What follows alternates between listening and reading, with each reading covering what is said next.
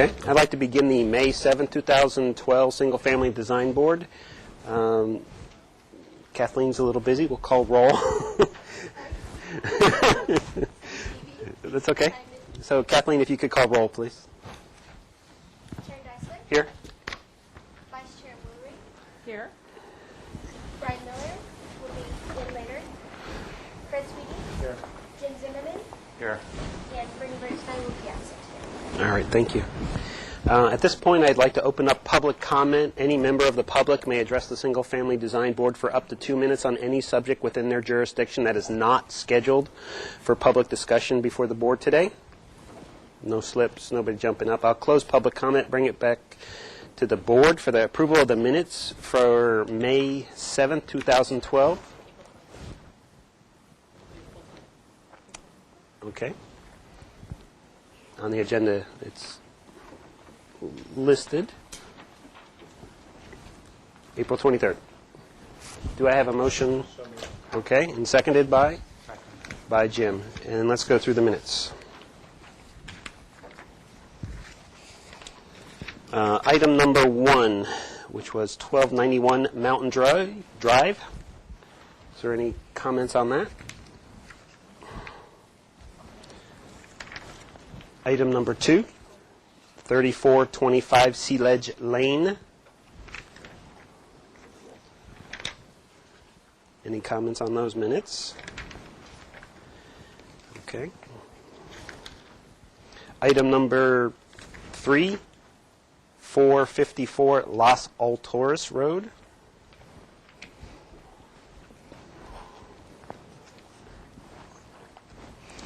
Okay, no comments.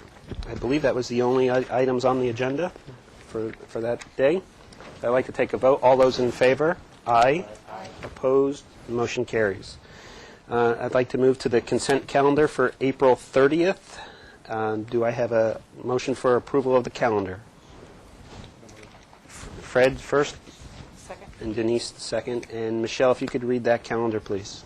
Yes, thank you, Mr. Chair. The consent agenda for Monday, April 30th, 2012.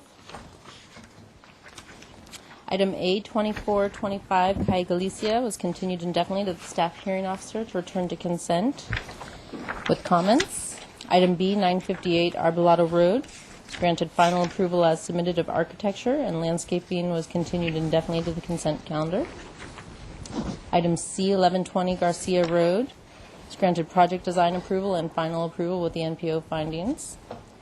Item D, 917 Paseo Ferrello is continued indefinitely to the staff hearing officer to return to consent with comments. Item E, 779 North On-Chair Road is continued 1 week to consent with comments. Item F, 312 Dover Road is granted project design approval and final approval with the NPO findings. And items were reviewed by Jim Zimmerman. All right, thank you. Are there any questions or comments on any of the items on that calendar? Not hearing anything. I'll take a vote for approval. All those in favor? Aye. Opposed? And motion carries. Do I have a motion for the consent calendar for today for May 7th? Approval. Denise first, seconded by Jim. And Michelle, if you could read that calendar, please. Yes, the consent agenda for today, Monday, May 7th, 2012.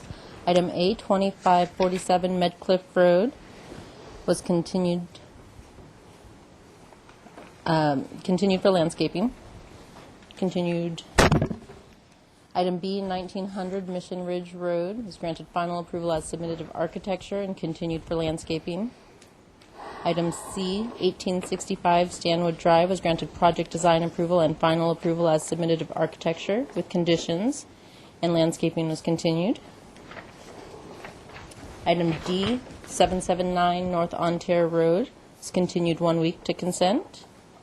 Item E, 1121 Walnut Avenue is granted project design approval and final approval as submitted of architecture with landscaping to be continued on consent. Item F, 1815 Gibraltar Road is granted project design approval and final approval as submitted. Item G, 3505 Los Pinos Drive was continued 2 weeks to the full board. Item H, 727 Dolores Drive, it's granted project design approval with comments and continued indefinitely to consent for final. Item I, 1519 Shoreline Drive, it's granted final approval as submitted of the review after final for landscaping changes. Item J, 4119 San Martin Way, was granted final approval as submitted of the review after final, again for landscaping changes. Items were reviewed by Jim Zimmerman and Denise Woolery. All right, thank you. Is there any questions or comments on any of the items on that agenda? Okay, we'll take a vote. All those in favor? Aye. Opposed, and I have to abstain from item A. We're going to move to announcements. I think staff may have some announcements coming. Yes, thank you, Mr. Chair. I just have one announcement today, a change to today's agenda. Item, which was scheduled as item 3 today, 454 Los Alturas Road. The applicant for that item has requested an indefinite postponement. So item 4, which is listed as 1301 West Mountain Drive, will be reviewed at 5:15. Okay, so they're just sliding up a Exactly. slot. Okay. Any other announcements from board members? No? So we'll go to Jim? No? No. Okay. Subcommittee reports, and I don't believe we have any subcommittees at this point, so we'll move to one of the discussion items, discussion A, proposed financial plan. And I think we have a visitor here. Good afternoon, board members. I just want to start off before giving my presentation to just thank you for all the good work you're doing. Just sitting here and listening to all the consent agendas and minutes. When I talk about what's been going on lately in the planning division and our support to the community planning, I always comment on the Single Family Design Board and how this group has remained one of the busiest in this slowdown that a lot of areas have experienced a slowdown, but that isn't true across the board uniformly, and this group has definitely been one that stands out for doing a lot of work and doing it very well. Also hear a lot of positive feedback about the work you do, so I want to appreciate that. Thank you. Thank you. So I don't know if any of you had a chance to review the material. I give a brief presentation to each board and commission that the planning division staff supports. I'd made the suggestion that it could be viewed on Granicus, but I'm prepared to give the presentation as well. Should I go ahead and give the presentation? Okay, I'm fine to do that. I reviewed it online today. Okay, I've been giving it anyway. Okay. It was just a suggestion. Okay. So typically, the city prepares a financial plan that's been a 2-year plan and then individual 1-year budgets. And last year was the first time we'd gone back to this 2-year planning approach for financial matters. It has been difficult to plan much more than 1 year in advance because of the economic situation just being very changeable and not so good, and having the city explore different ways to respond to the economy.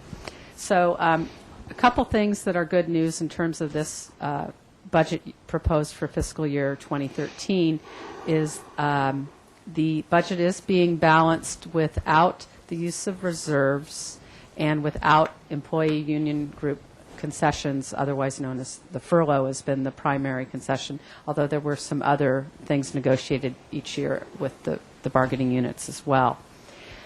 It doesn't necessarily mean by any means that this is a glowing picture. It is definitely challenging. The organization still faces some really serious monetary concerns, but the effort has been to try to maintain as close to a status quo, and this being the second year of a plan, how much can we fall in line with the plan? One of the biggest changes that you've probably heard about, though, that we're responding to right now is the loss or the elimination of the redevelopment agency. And, the redevelopment agency has been a part of the community development department. That's where the agency lead staff has been housed all these years. But really, the redevelopment agency has worked throughout the city organization and the community, supporting a number of community groups, partnerships, providing economic stimulus and vitality in the downtown areas, as well as working with affordable housing projects. On the screen here is the organization chart as we are now moving forward. We have the administration for community development, which is headed with Paul Casey's community development director. We do support the Arts Advisory Committee, and that's a joint group working with the County Arts Commission as well.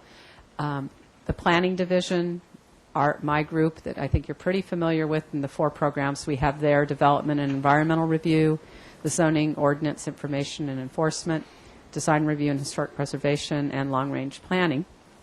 We have a small economic development program, and then the next group, housing and human services, that's where the home of the redevelopment agency had been. It would be housing and redevelopment.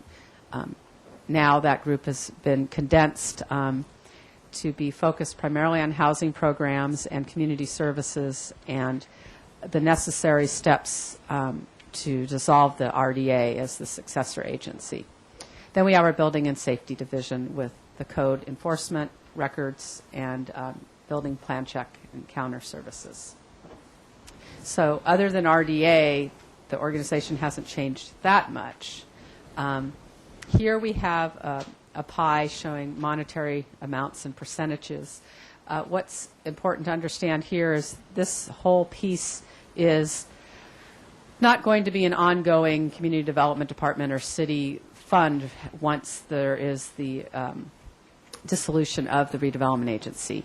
The general fund, which funds the majority of the community development department as it'll remain, is a $9,353,499 pie from the general fund. These other funds are, one is a grant funding that we've received, and this is also the Community Development Block Grant, which is a program where the city allocates funding to a wide variety of human services and community services, nonprofits in the community, and home is related to affordable housing projects. So that's an overall picture of our department budget. Here's a picture of just the last 3 years in terms of reduction in the size of the organization. The Community Development Department has, over that period of time, reduced approximately 12 positions. And for fiscal year 13, that drop includes the loss of positions associated with the redevelopment agency. Again, these are the programs that I spend most of my time, supporting and working with in the planning division. I ran through those before in the org chart. Here's another budget pie picture, which is of that $9 million, $9.3 million, how is that divided up? The planning division is the largest division within the community development department. It's 48%. Building and safety over here at 31%. And here we have the human services program, administration of the department, the arts piece, and a small economic development. Here are the main line items that make up our budgets, and the largest category, of course, is the salaries and benefits. The community development department, that is where the money is spent. We don't have a lot of property or equipment or anything like that that we have funding for. We're a staff and services group. These other sections, actually, if we had even more years, you'd see how they've dropped they've dropped, and now we're trying to stabilize a little bit at having reasonable supplies and services. And this is where the the cut has occurred relative to stipends. And when we put together the 2-year financial plan last year, the plan was that, again, this year we would continue without stipends for the design boards. We'd like to end that practice as soon as feasible, and I would anticipate that would perhaps be coming up in the recruitment of people to serve on the boards and commissions. We know that it's not a lot of money, but we've understood from you all that it is appreciated as some way of recognizing your efforts. It doesn't appear in the budget as recommended this year. Also, if you've studied these numbers at all, this question came up last week at Planning Commission. The Community Development Department doesn't really have a special projects like a whole list of special projects that's over $1 million. What that is primarily is the passing through of the funds to the Arts Commission and to the Human Services grant money. That's where it appears in our budget. Here are the revenue picture items, and of course the biggest one for community development is the collection of fees and charges, and this is both in the building and safety permit fees as well as the planning processing fees. And those numbers are, our best professional estimate in this ever-changing environment in terms of land development for permitting. As I mentioned, we've been looking and tracking your revenues and activities, and then the other programs, and we do the best we can. We've been pretty conservative, but this is the first year in quite some time that our estimate may be a little. It was a little high. I think we're estimating now that we're going to come in below the budget estimated revenues. This shows the changes, and the most significant change here is related to the staffing in the redevelopment agency, and that also includes some staffing in the planning division related to the redevelopment agency. So that's a reduction. It's a similar slide here, same on expenditures. So I mentioned in moving forward with this budget for our department, we did share with the city administrator the anticipated decrease in planning revenues, and we're looking still to manage with the elimination of the RDA salaries. They have supported that agency's programs did also work very closely with planning, and so we're also experiencing a reduction in revenue of sorts of support from the redevelopment agency.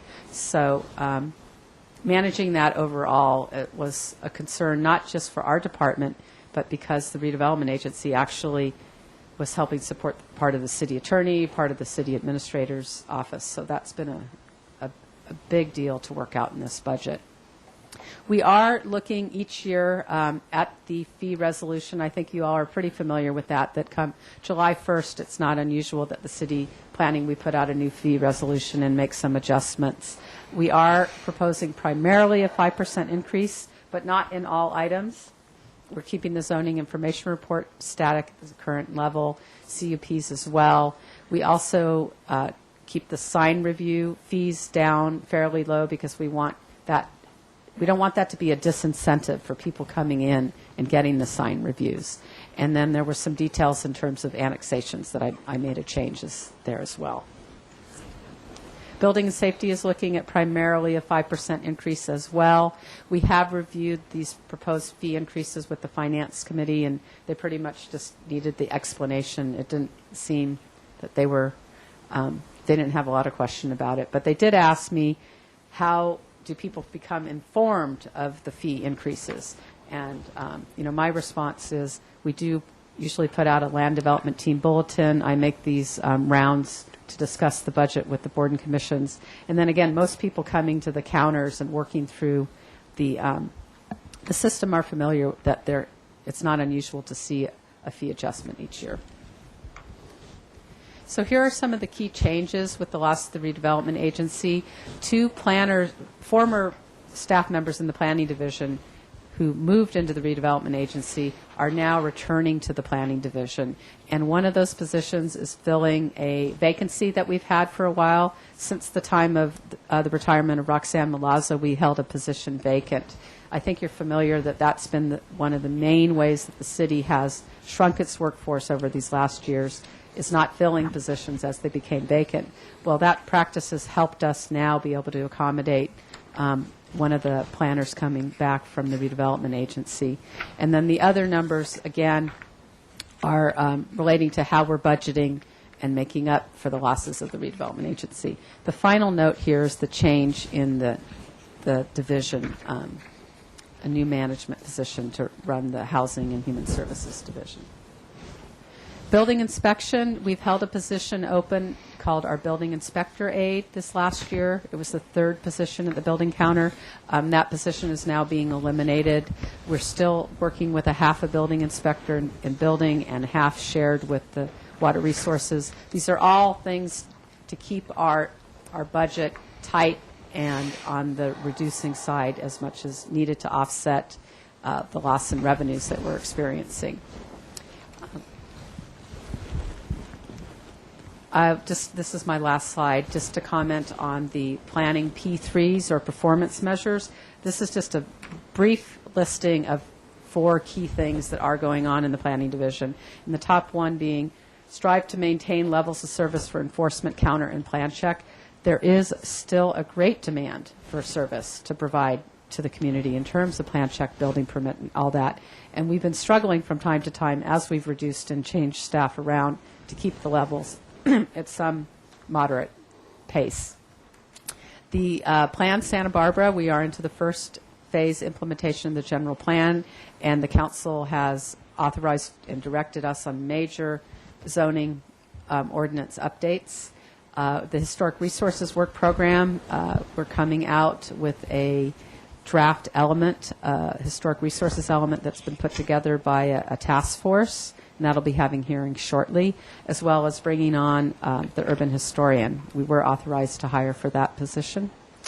And then the land development team, that's the interdepartmental team of Public Works, Fire, Building, Planning, working together to deal with a variety of issues from enforcement and plan checking and Planning Commission type reviews as well. So that's my summary, and I'm here to answer any questions if I can as well. Paul Casey, the Community Development Director, and Sue Gray, the Budget Manager, Business Manager. And just to let you know that if you want to see the council presentation and their discussion of our department budget, that's next Wednesday, May 16th at 2 in the afternoon. All right. So thank you. Any board members have any questions for Betty? I have Yes, Fred. a couple things.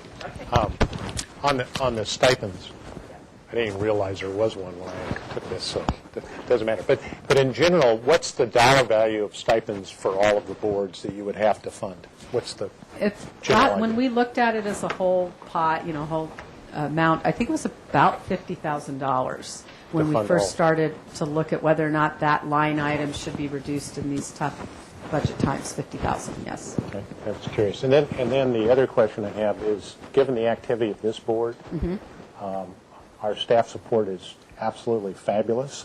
But I think sometimes we make requests of staff. Are we running into an issue of adequate staffing for the work that we do? Do we need to have more staffing? What's the? I don't have a general idea of how taxing it gets to be for our staff. Well, actually, as of late, we have had a little bit of additional support to this group with the hourly temporary staff. Kathy Allen has helped. As you know, she's been working on the consent calendar while Michelle was handling all the other related activities. That additional support will be eliminated at the end of this fiscal year. So it's all kind of a complex formula of how much we staff at enforcement.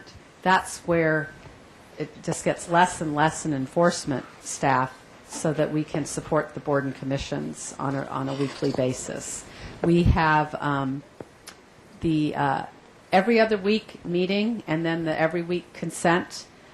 In general, works out okay, but Jaime would tell you, as he tells me, if one of his staff isn't here, that's when it becomes difficult in terms of who covers and how do we not only cover the board meeting, but again, the same team usually has a counter shift or two, and so it's a very tight program to run. So I would And assume. we've come down a few positions from where we've been in the past, where it was a little smoother, for sure. So I would assume the other taxing item, there are two other things that occur from time to time on this board. Is one, we take site visits, so that requires a staff person, vehicles, so forth and so on. Sometimes it's a request of this board, sometimes it's a request of the applicant.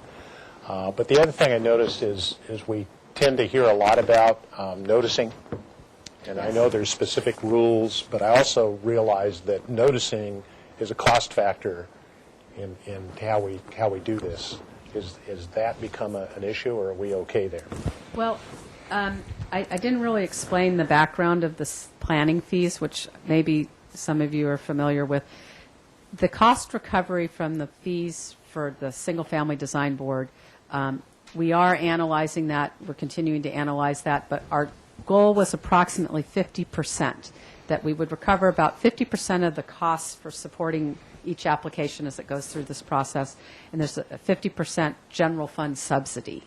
And we do have these discussions with the council that this process is providing a community service. So people pay for part of it, and then the city's general fund, covers the rest.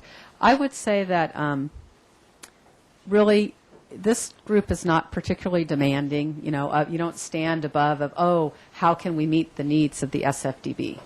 I think it's been a real success with the update of the NPO, the creation of this particular board. But it's taken as a whole, all the board and commissions and managing all of those functions, that's when we've been feeling a little bit of a pinch these past couple of years. I don't know if that answers your question, or if Jaime wants to add to that. Okay. Additional questions for Betty? Jim? Well, I had one comment on the consent. When we didn't have Kathy Allen, consent was all handled by one person. And it turned out that you couldn't have consent every week because I think the load was too heavy. Now, consent is taking over more and more items that are sent to consent.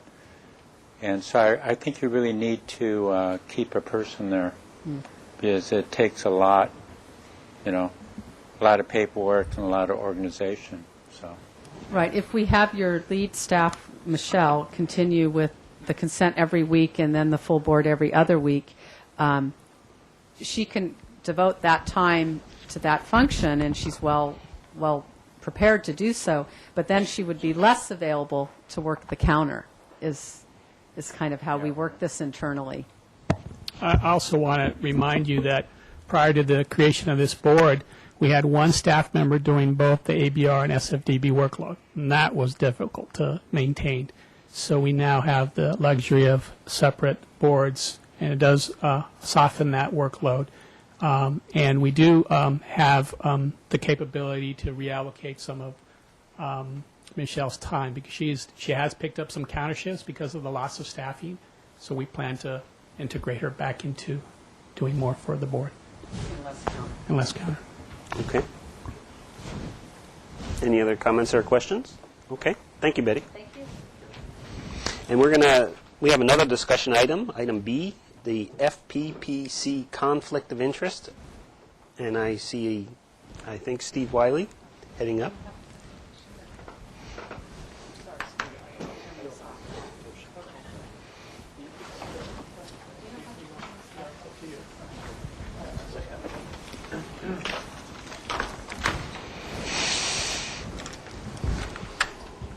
Thank you.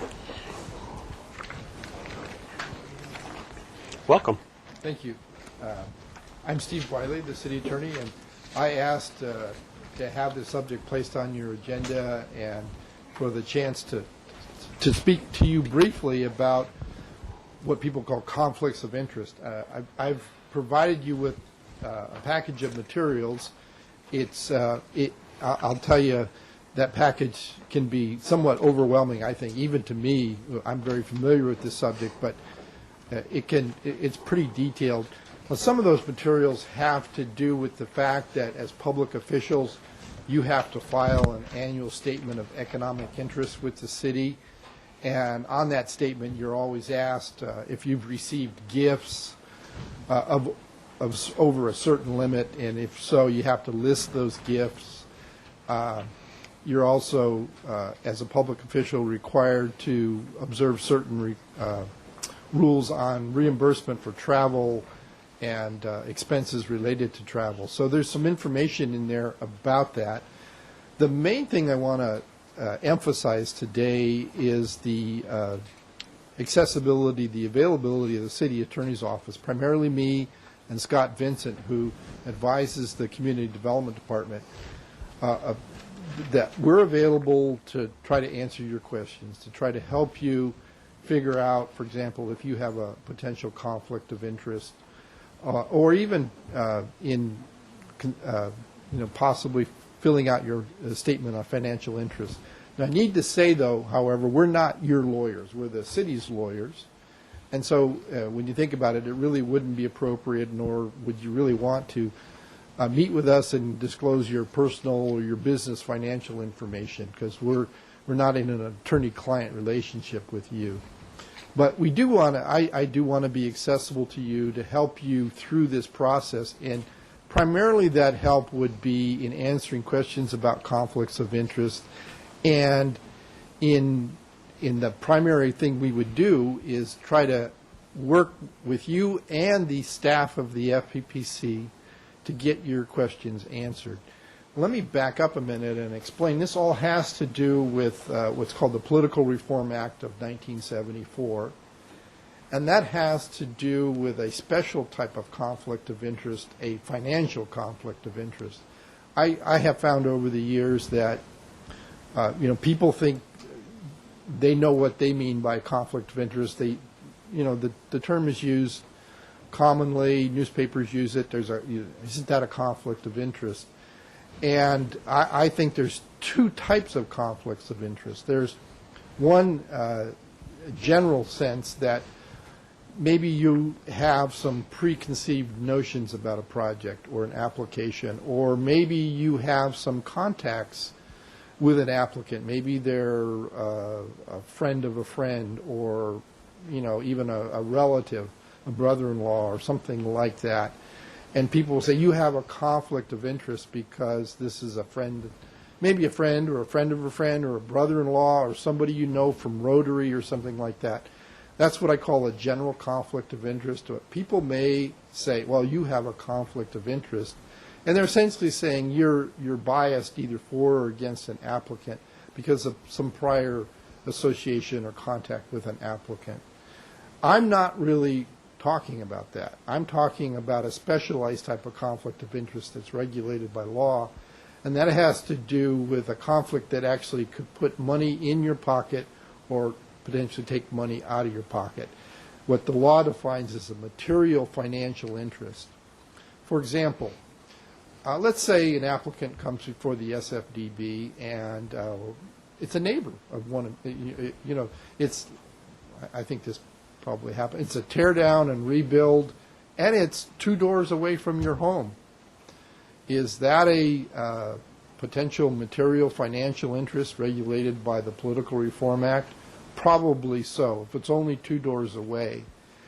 And the law will say, well, something that close to your home, and let's say, potentially they could be accused of a negative impact on property values.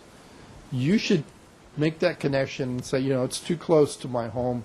I need to abstain. I need to step out of this as an SFDB member and not participate in the decision. And I'm going to get into this concept of participating in a city decision. We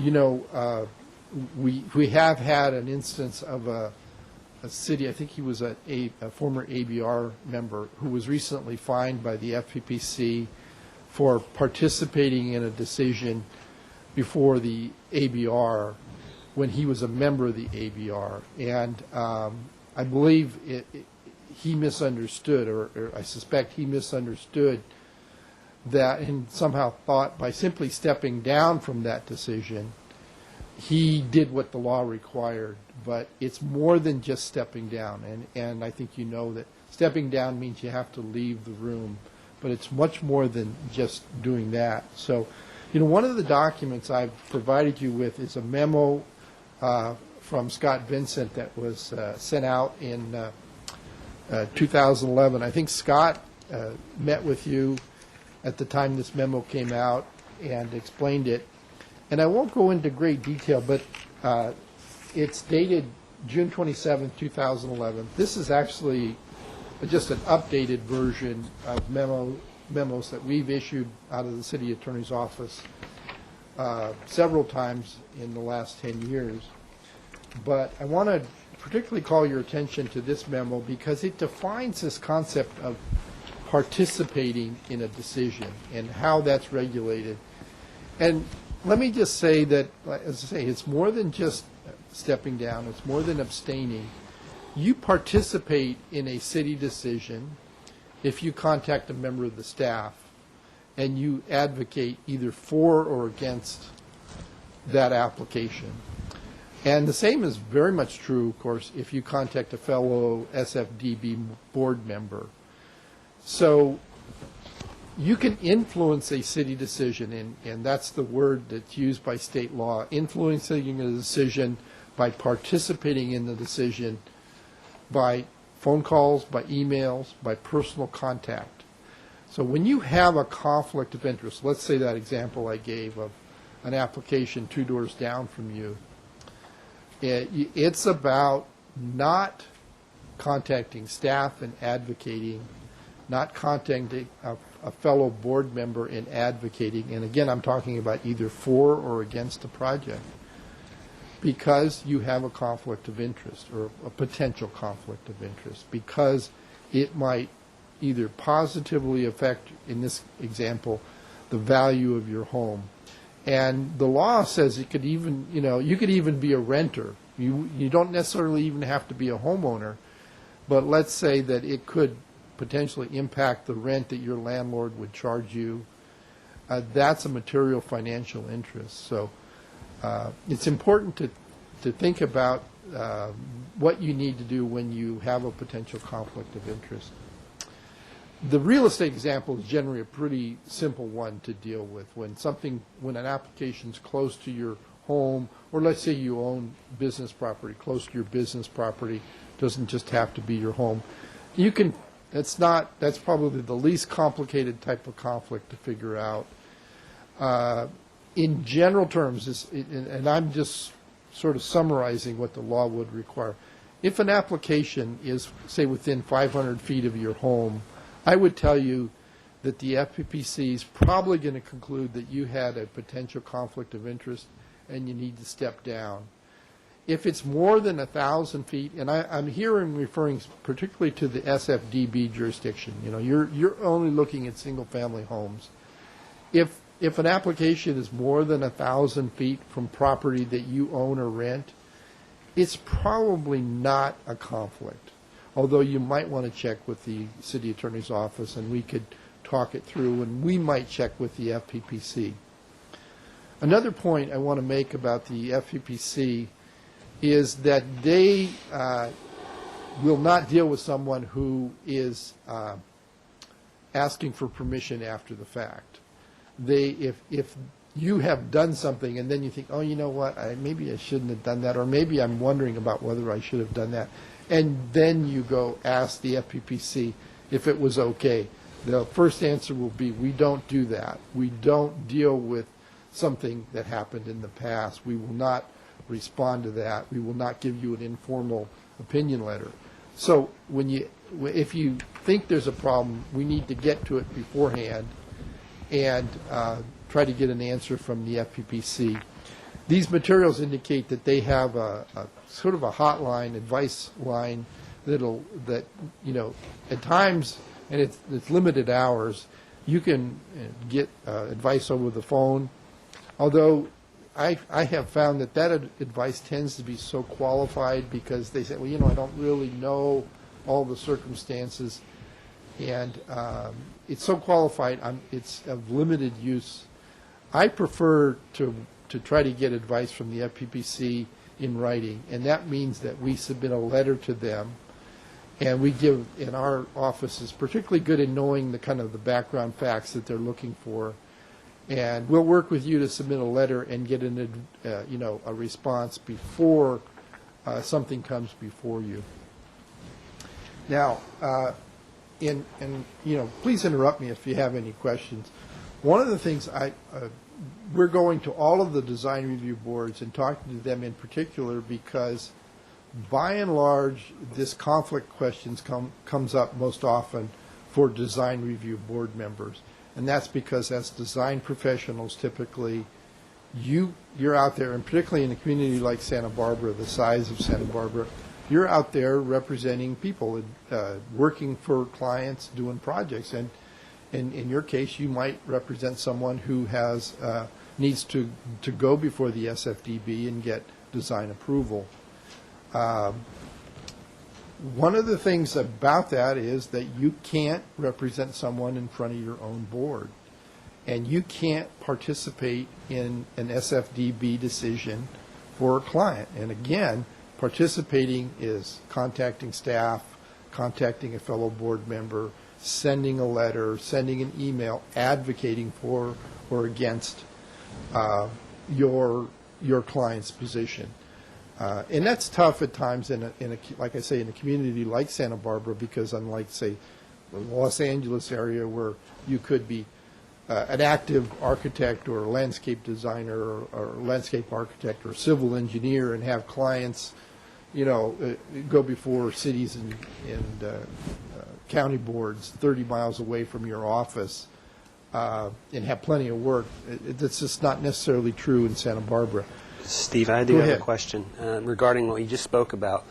How do these rules, how are they interpreted when it's a sole practitioner and there's no other employees? Right. I just want to have that discussion. The question of sole practitioner came up in the 1980s, and the city attorney's office at the time thought it was a very good question. And again, it's a sort of thing that for Santa Barbara and a community this size, it's really relevant.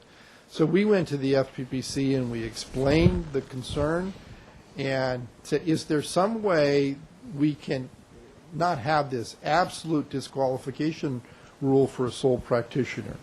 And they did come up with what's now called the sole practitioner exception. So, but before I get into that, let me explain what a non-sole practitioner can do. Okay. If you've got partners or if you've got employees, your partner or your employee can make the SFDB presentation.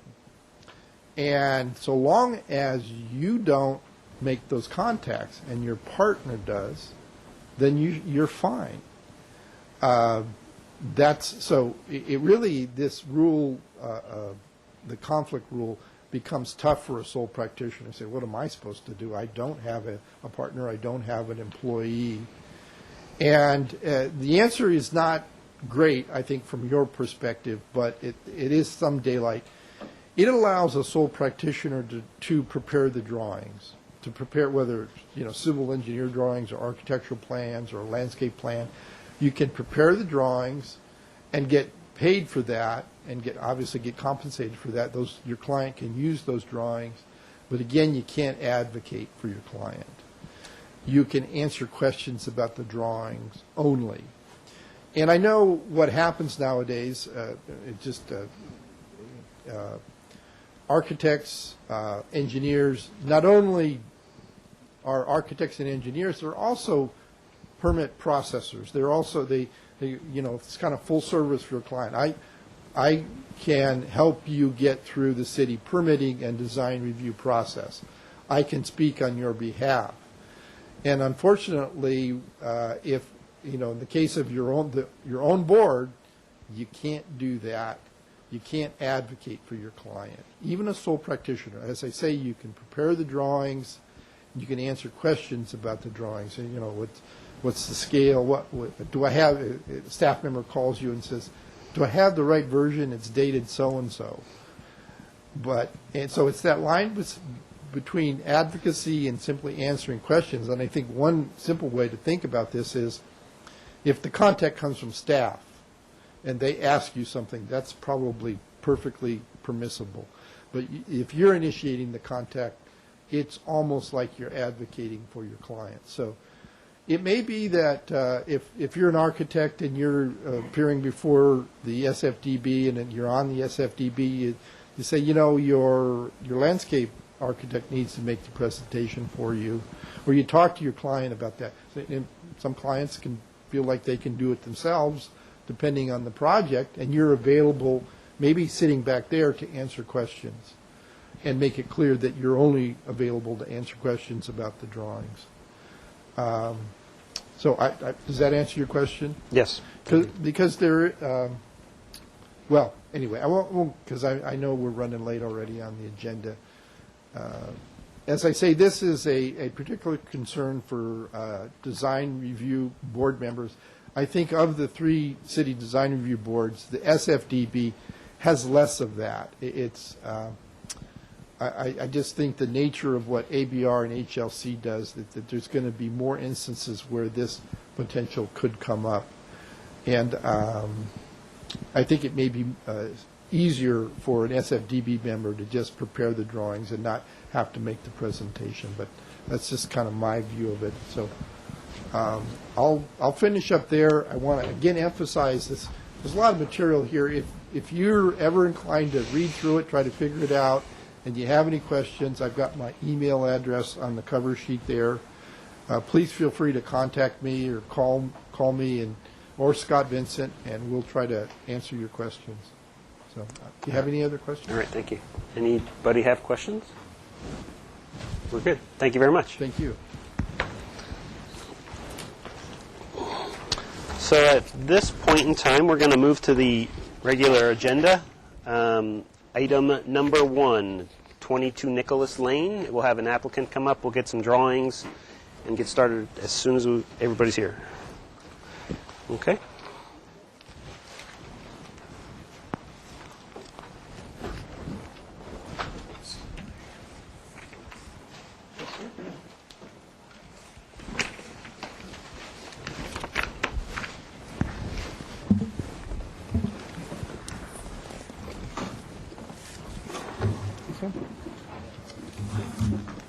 Yeah, I'll be sure.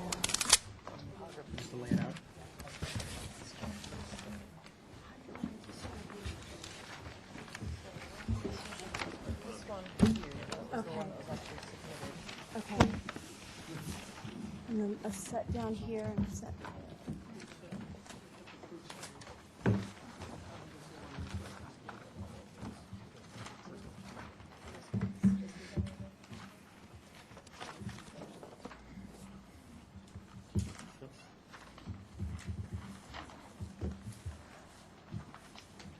I have to wait a second. One of our board members stepped out, so when she comes back, we can start again.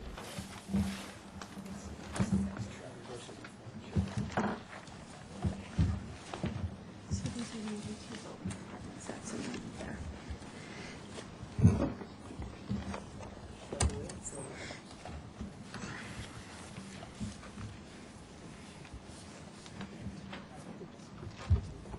While we're waiting, I'll read the description. There was a proposal for a new 6-foot tall plaster site wall with a sandstone cap on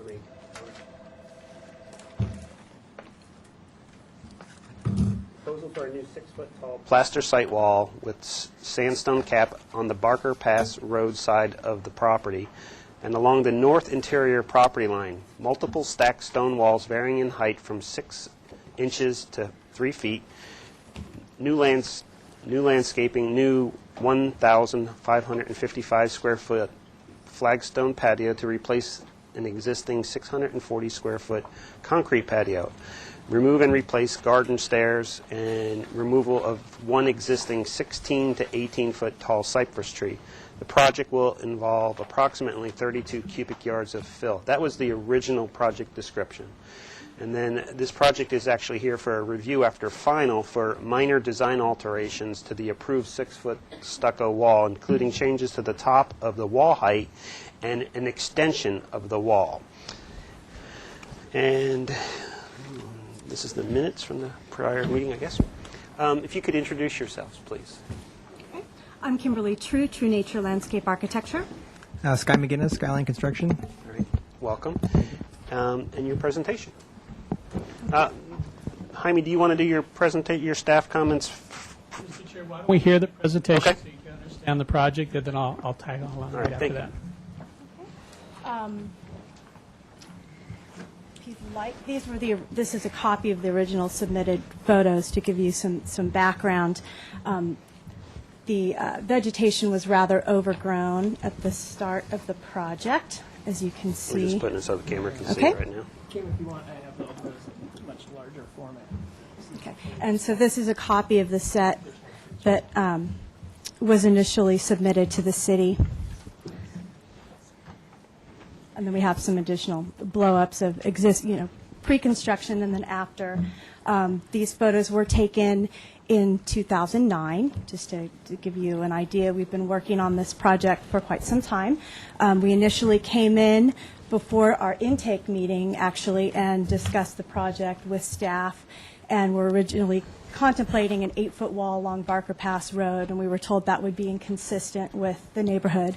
And so the design was revised, and we came in with our conceptual review and our intake appointment with a 6-foot wall along Barker Pass Road, an additional lower stacked wall below that to help take up that grade so that we weren't creating something too imposing along Barker Pass Road.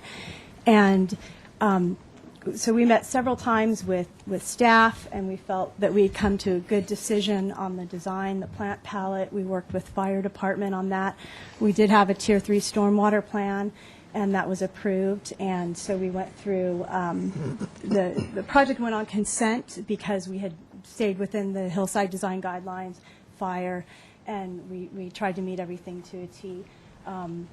So then we came back for final review, and that was again reviewed on consent, and we had our vertical elements to soften the architecture. Two of the existing, show you, two of the existing, or the proposed trees on site, we were contemplating moving those. This is the set of photographs of the existing condition. So some of the issues we want to talk about are the wall height and the vegetation along Barker Pass Road and how that impacts neighbors' views. And as I understand it, the third item that we'd like to discuss is some of the grading and the erosion control.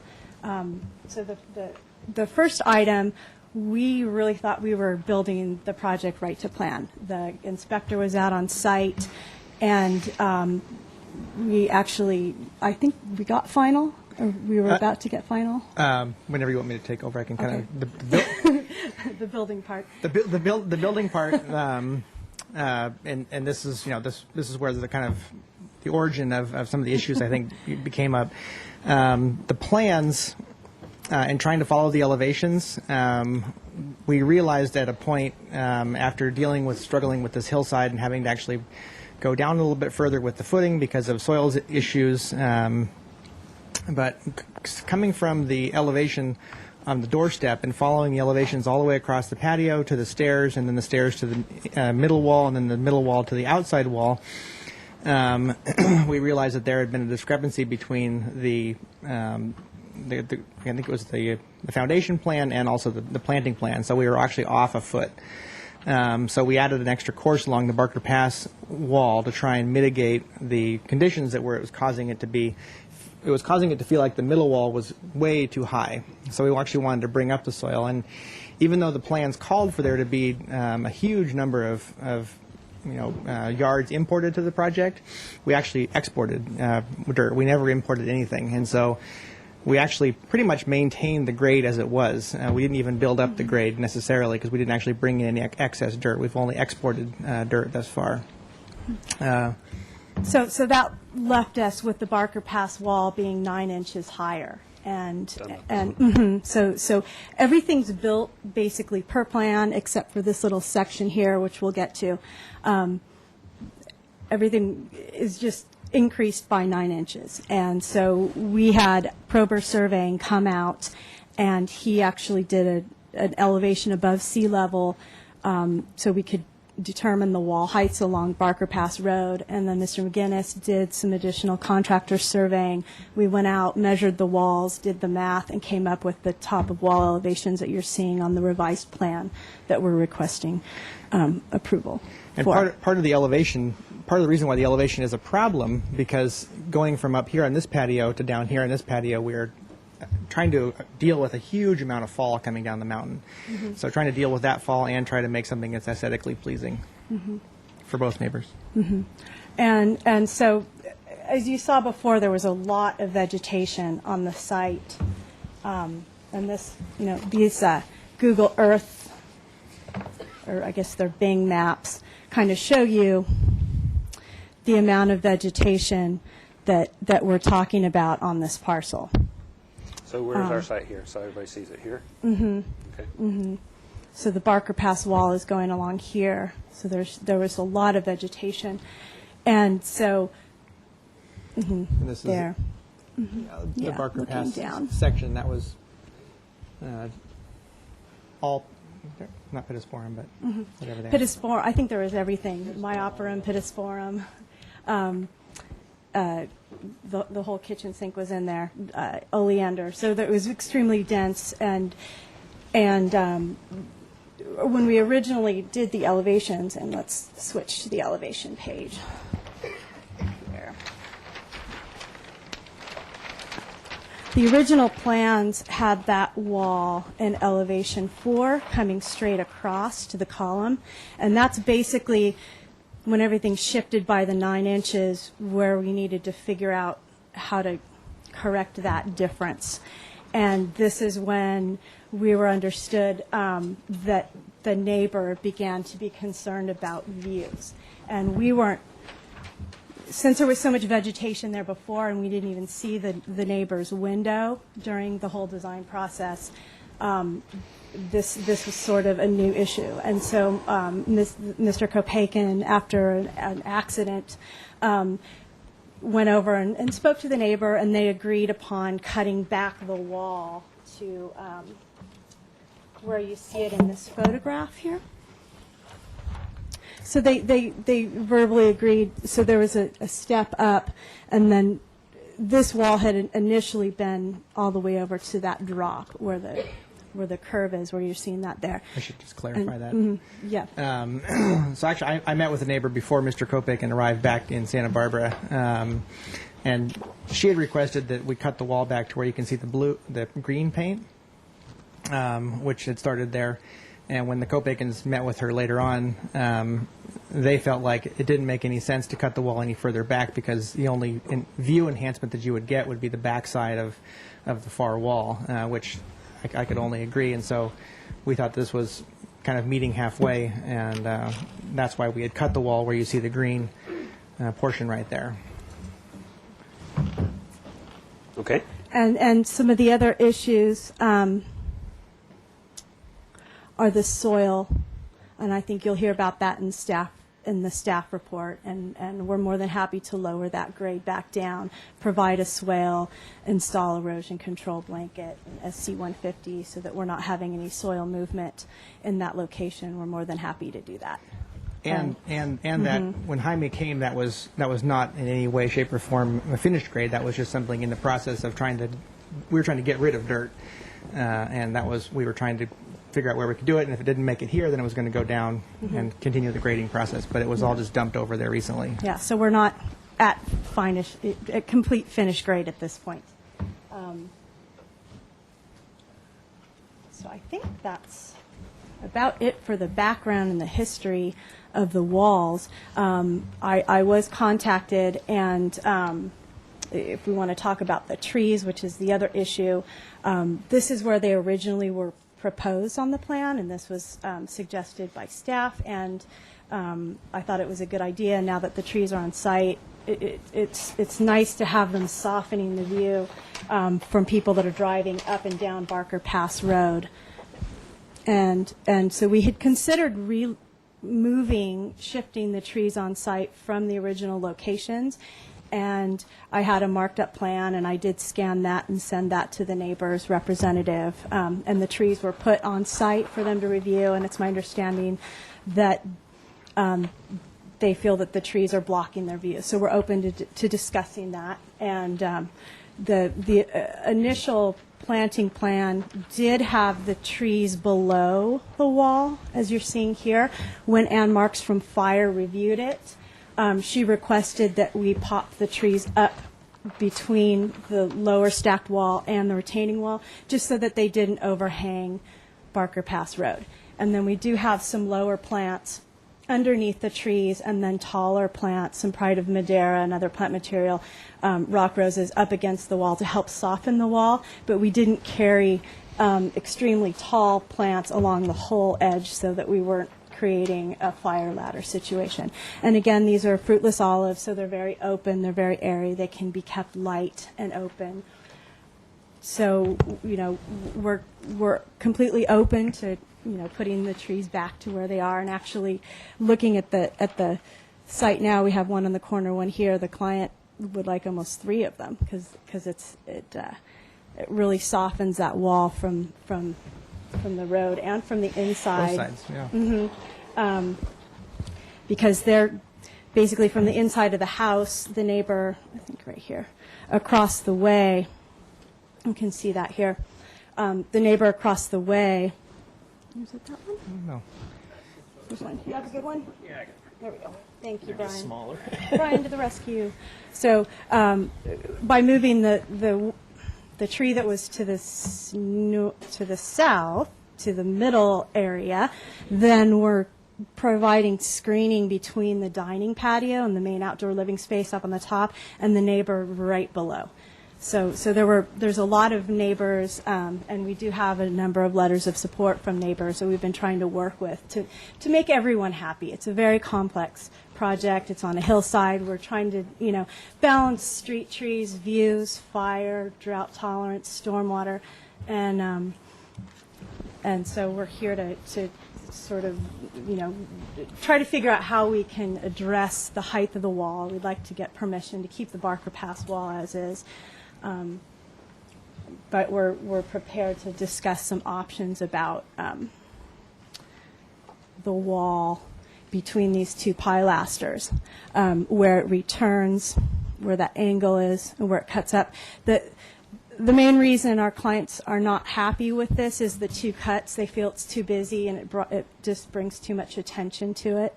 They're prepared to raise this by half a block and carry that all the way across. And then that way it can help with the north neighbor's view from the bay window over the property and not down into the lawn, because we're trying to balance that the privacy within the main lawn area. And the Kopakins do have 2 young daughters, so they're concerned about maintaining privacy in the lawn area.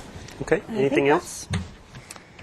No, in the advocacy, going through this and talking to everybody, it was I think that the applicants have been very, helpful with the neighbor in so much as that she didn't have a view before, and they actually are willing to actually acknowledge this view in some sense now, and have really been trying to work hard. And as you can see, this has been a holdup on the project while everything else has proceeded. So we are inclined to do what we can to get it resolved. Okay. Thank you. At this point, I'm going to move to Jaime Limon, who has some staff comments on the project. Yes, Mr. Chair. I think it's important for me to outline some of the issues that are before you today before you listen to some of the neighbor and public input from the neighbors. What I prepared for you is some outline of the issues that are typically found in the Hillside Design District. And as you know, grading and retaining walls is a central point of your reviews in those areas. And although this project was reviewed on the consent calendar, there typically is that evaluation made either by the landscape architects and or the consent reviewers. So I think there was some attempt to screen out the walls as you see from the approved landscape plan. The issue really comes down to now is whether or not the revisions are not in general consistency with the original approval. And I did have an opportunity to go out to the site and evaluate what the site field conditions look like with respect to also the plans that were originally approved that we have available for your review. And just some of the general topography and some inconsistencies that we see from the as-built conditions and what we're trying to legalize now with the as-built plans. One of the things that I've noticed is that there may not have been some screening given to the degree of slopes at the base of the walls. I know that from the approved plans, you have a incline to the wall on the inside of the yard of the applicants. I don't know if that's generally the intent now to either flatten that out, which again leads to the higher grade within the yard itself. We also have some backfilling that has occurred, and I believe the contractor is correct. I probably went out there when it was really rough. They probably are still doing some adjustments to the grades. That it's also not something that we encourage that we have runoff to the neighbors. If you can balance that type of grading so you can create some positive drainage away from the neighbors, I think that's one of the concerns that has been expressed. Now what to do? This project was not noticed to the neighbors. Now we have neighbors that would like to have some input. So obviously the balance that you have to weigh is the property owner's right, which they do have a right. They have a building permit to build a 6-foot high retaining wall and wall enclosure to provide some privacy. But once you exceed the heights, then it does open the question up of whether those additional 9 inches or whether people want to debate whether it's even higher than that should be approved. I believe there is an inconsistency with the original grading plan. Either it was miscalculated or there is a discrepancy with respect to grades. And what I mean by that is that we see there's a 2-foot difference, and I'll highlight that where you have a 2-foot difference now in some grade locations. We will attempt to always offer a recommendation that we think is fair. If we're put in a position as staff, we have to balance the rights of the individuals who are trying to just complete their construction job. But to that end, I think what you need to do is analyze exactly how this wall does impact the neighbors with respect to their concerns, and adjust the wall accordingly. It might involve a reduction. It might involve other solutions. I just want to point out to you that one of the guidelines and tips that are outlined in the neighbor guidelines is to try to put some balance into the wall creation of terracing. What we have here is a very small wall and at base on the terrace and a larger wall. And I think that imbalance probably leads to the slope between both of the walls. So that looks a little unnatural. Now, that's not to say landscaping couldn't, hide it, because it was very well screened from the get-go. So the property owners do have an actual photo library of how well vegetated it was. So the idea would be to try to vegetate it out again as best you can. And whether it takes regrading, it's up to you. I think I'm leaving that up to you, whether that's a solution or not. And I did visit the neighbor to the east. There are views now that have been created because it did open it up. At the same time, those views have now been impacted by the wall features. And so the question is the degree of view you're entitled to have from your yard or from your living room or bedroom. That's really what the degree is. I think they're not as evident from the floor level of the home, but they are as you go into the front area of their driveway situation. You can actually see a higher wall now as a result of this new construction. So I thought that was the initial thrust behind the communication, to look at that segment of wall to see if that could be lowered. And I just wanted to also mention that this is a little unusual that the owners want to achieve privacy. Well, privacy cannot always be achieved in a front yard situation, because you do have something fronting on a Barker Pass.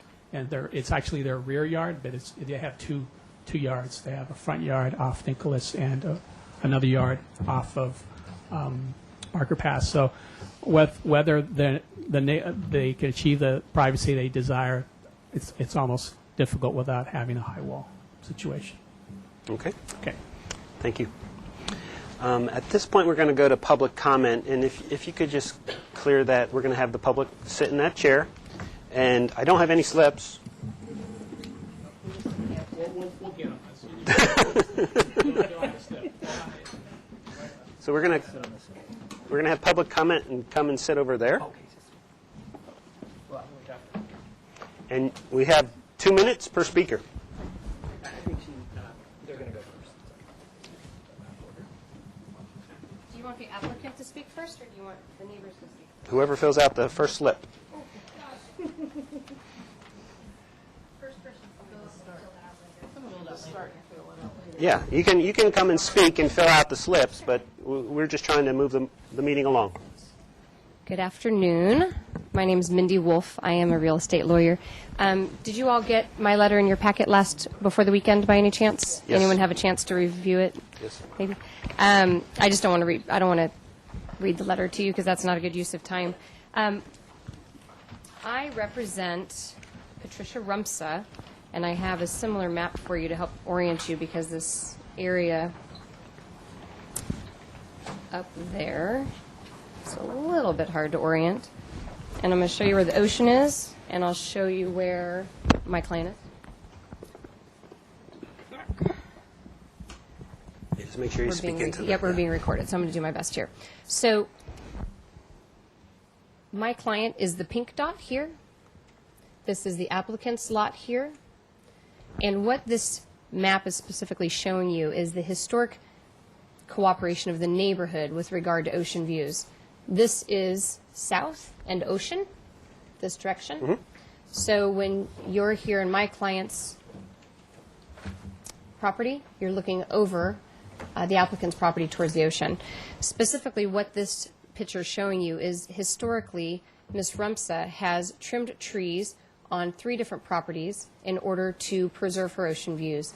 And it may not be appropriate here, but possibly at Planning Commission if things aren't resolved. We have a letter from 16 years of her gardener, her tree trimmer for Great Giant Beaver Trimming, that has said we've trimmed trees on these 3 lots all these years to preserve these ocean views.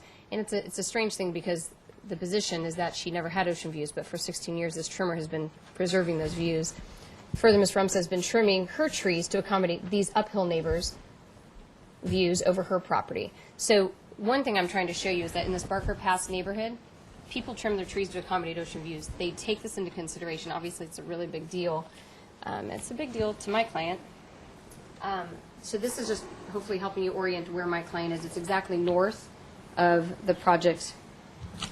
Your time is running out, so be real. Do I get a timer? I didn't see You it. had 2 minutes. Okay, fine. You're down to 18 seconds. Okay. Then I'll be real specific. You've read my request. We have specific findings we're asking you to make. 1, all the walls be required to be consistent with the original permit, down to 6 feet. In order to do that proper analysis, the 4 feet of fill that's been dumped on the north side of the wall on my client's property has to be removed back to original grade. If you remove that down, you're going to find the wall not 9 inches too high. You're going to find it 3 to 4 feet too high. And when you remove it down to 6 feet, it's going to alleviate this issue with the views being blocked. When that dirt gets taken out, there needs to be drainage taken care of. In the original plan, it's an oversight, what have you. This isn't a good one to look at. You can see what happened.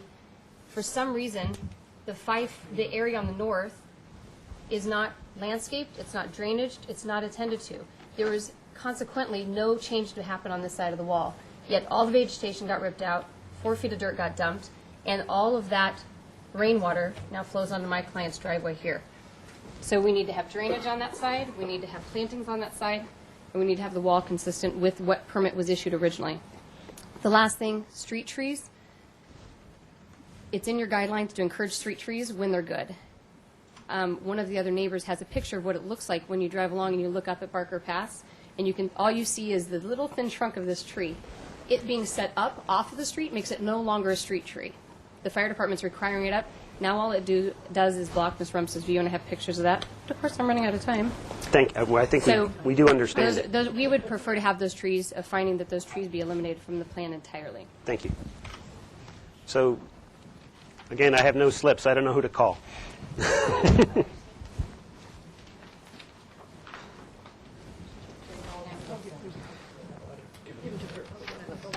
I'll take this one. Teresa Pendleton. Yes, I'm Teresa Pendleton. I'm a neighbor north of the house in question on Barker Pass Road. My concern is height of the wall and grading and soil issues. All of a sudden, this wall appeared, and confusion of it kept getting higher and higher, and the soil on it kept getting higher and higher. So first it looked like a 5-foot wall. Now it looks like a 10-foot wall. And actually, I have no idea how high this wall is. I'm concerned about the soil, the grading. I moved to this house that I'm in, a single mom, 2 years ago, and the soil in the Barker Pass area is really bad. And so I'm concerned about the grading. All I know is I moved into a foreclosure home. I was told I had to do this, this, and this, and this. And before I moved in the home, I did this and this and this. Before I could move in, I had many inspectors come out, and I had to do these things. It was black and white. And so all I'm saying is I hope that this property is done to code, because I don't want this neighborhood to just have walls appear that aren't done to code. If it's done correctly, fine. But if it isn't, I just don't want things that are not done correctly. And I have sat in the neighbor's home that is to the north of this house in her lower living room, and I have seen the ocean. So there is a view there. I'm here mostly in concern of the neighborhood because it's a beautiful area, and just want to keep it that way. Thank you very much. Also, just a general comment. I know I'm getting a bunch of slips. If you just agree with the last speaker, you don't have to repeat everything over again. You can just kind of condense it down. Robert Sailors, please.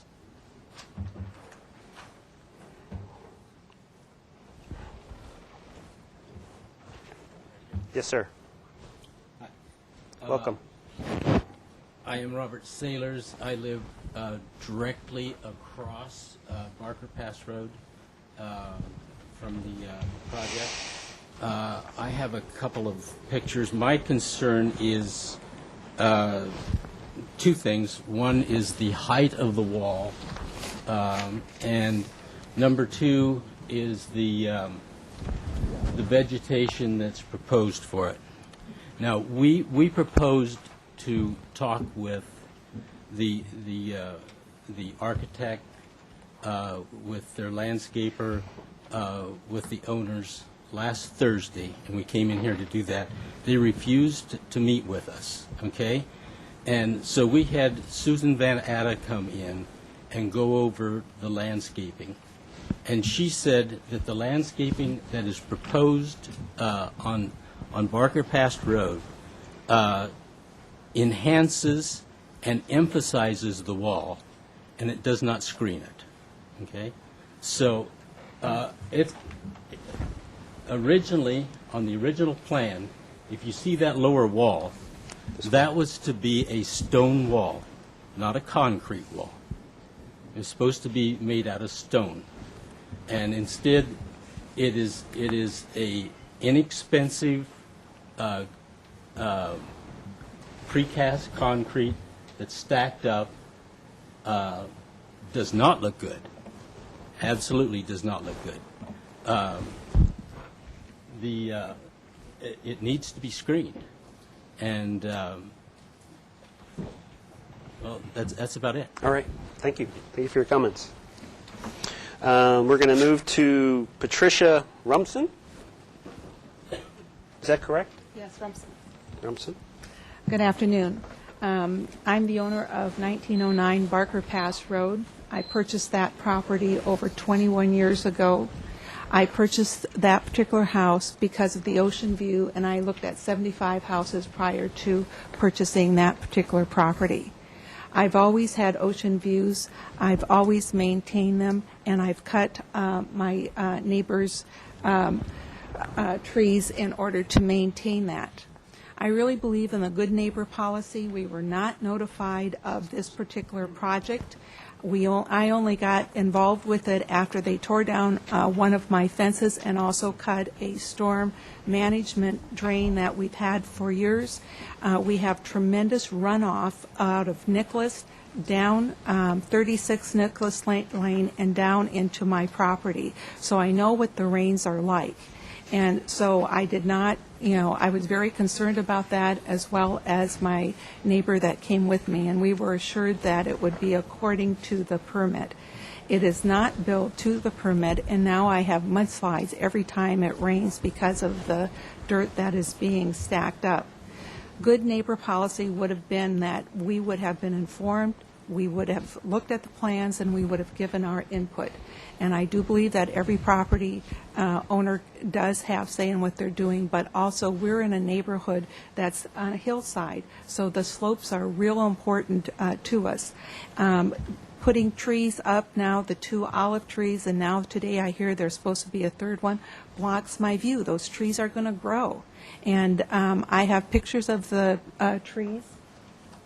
The olive trees, which is not a reasonable thing to be concerned out of ocean views and then all of a sudden to have trees that are half the height of the wall. So we have trees that are blocking my ocean view. So I request that the board consider approval as far as did they build to permit? I want storm drain management, and I don't want vegetation that is blocking my view. It is my front yard. So therefore, that's my request today. Thank you for coming in. So we're going to move to, I have 2 slips, Terry Bartlett, and I believe the applicant. Is there a preference as to who goes first? Okay. And your name for the record, sir. My name is Brian Kopakin. We live at 22 Nicholas Lane. As far as some of the issues that have been raised here, the drainage, I think, is an in-between step. I wasn't even aware I was there. As soon as that was made clear to us by Mr. Limon on the site visit, we've already agreed to mitigate and rectify that in its entirety. I don't think it merits much more discussion. I've tried to submit as many different types of photos as I could find, both aerial photographs, and if you look in these packets, a series of before and after photographs. In this first photograph in the packet, you'll see there's a very large podocarpus tree. There's a whole pile of them right there, sir. Oh, I see. Just one on camera right now. Yeah. And you can move over if you want, just to speak into here. All right. There's a very large podocarpus tree between our properties that we tried to maintain, but unfortunately needed to be removed for the footings. In addition, you'll see Oleander pittosporum coming all the way up that telephone pole, and that's how tall they were before we began our project. If you look at the next picture, you'll see that now, instead of this prior screen view of vegetation, we see her entire house. And the cut that I made, we really regretted the moment we made it, because now anywhere sitting in the backyard, we have this bay window staring into our backyard, which did not exist before. The third photograph, if you look pre-project, you'll see how high those bushes go up on that light standard there. Compare that to how much lower the current project is with the wall. I mean, nothing we've done even comes close to the vegetation that was there before. I believe Ms. Rumsfest had a view to the southeast. And to the extent that she's ever trimmed things on our property, that was without our permission. And that should be noted. There's also an oak tree here that's been topped without, obviously not according to code. This was taken during the site visit, where you can see that if we make a further cut, this is from the standing on her driveway level, if we make a further cut, all it does is give greater view into the yard.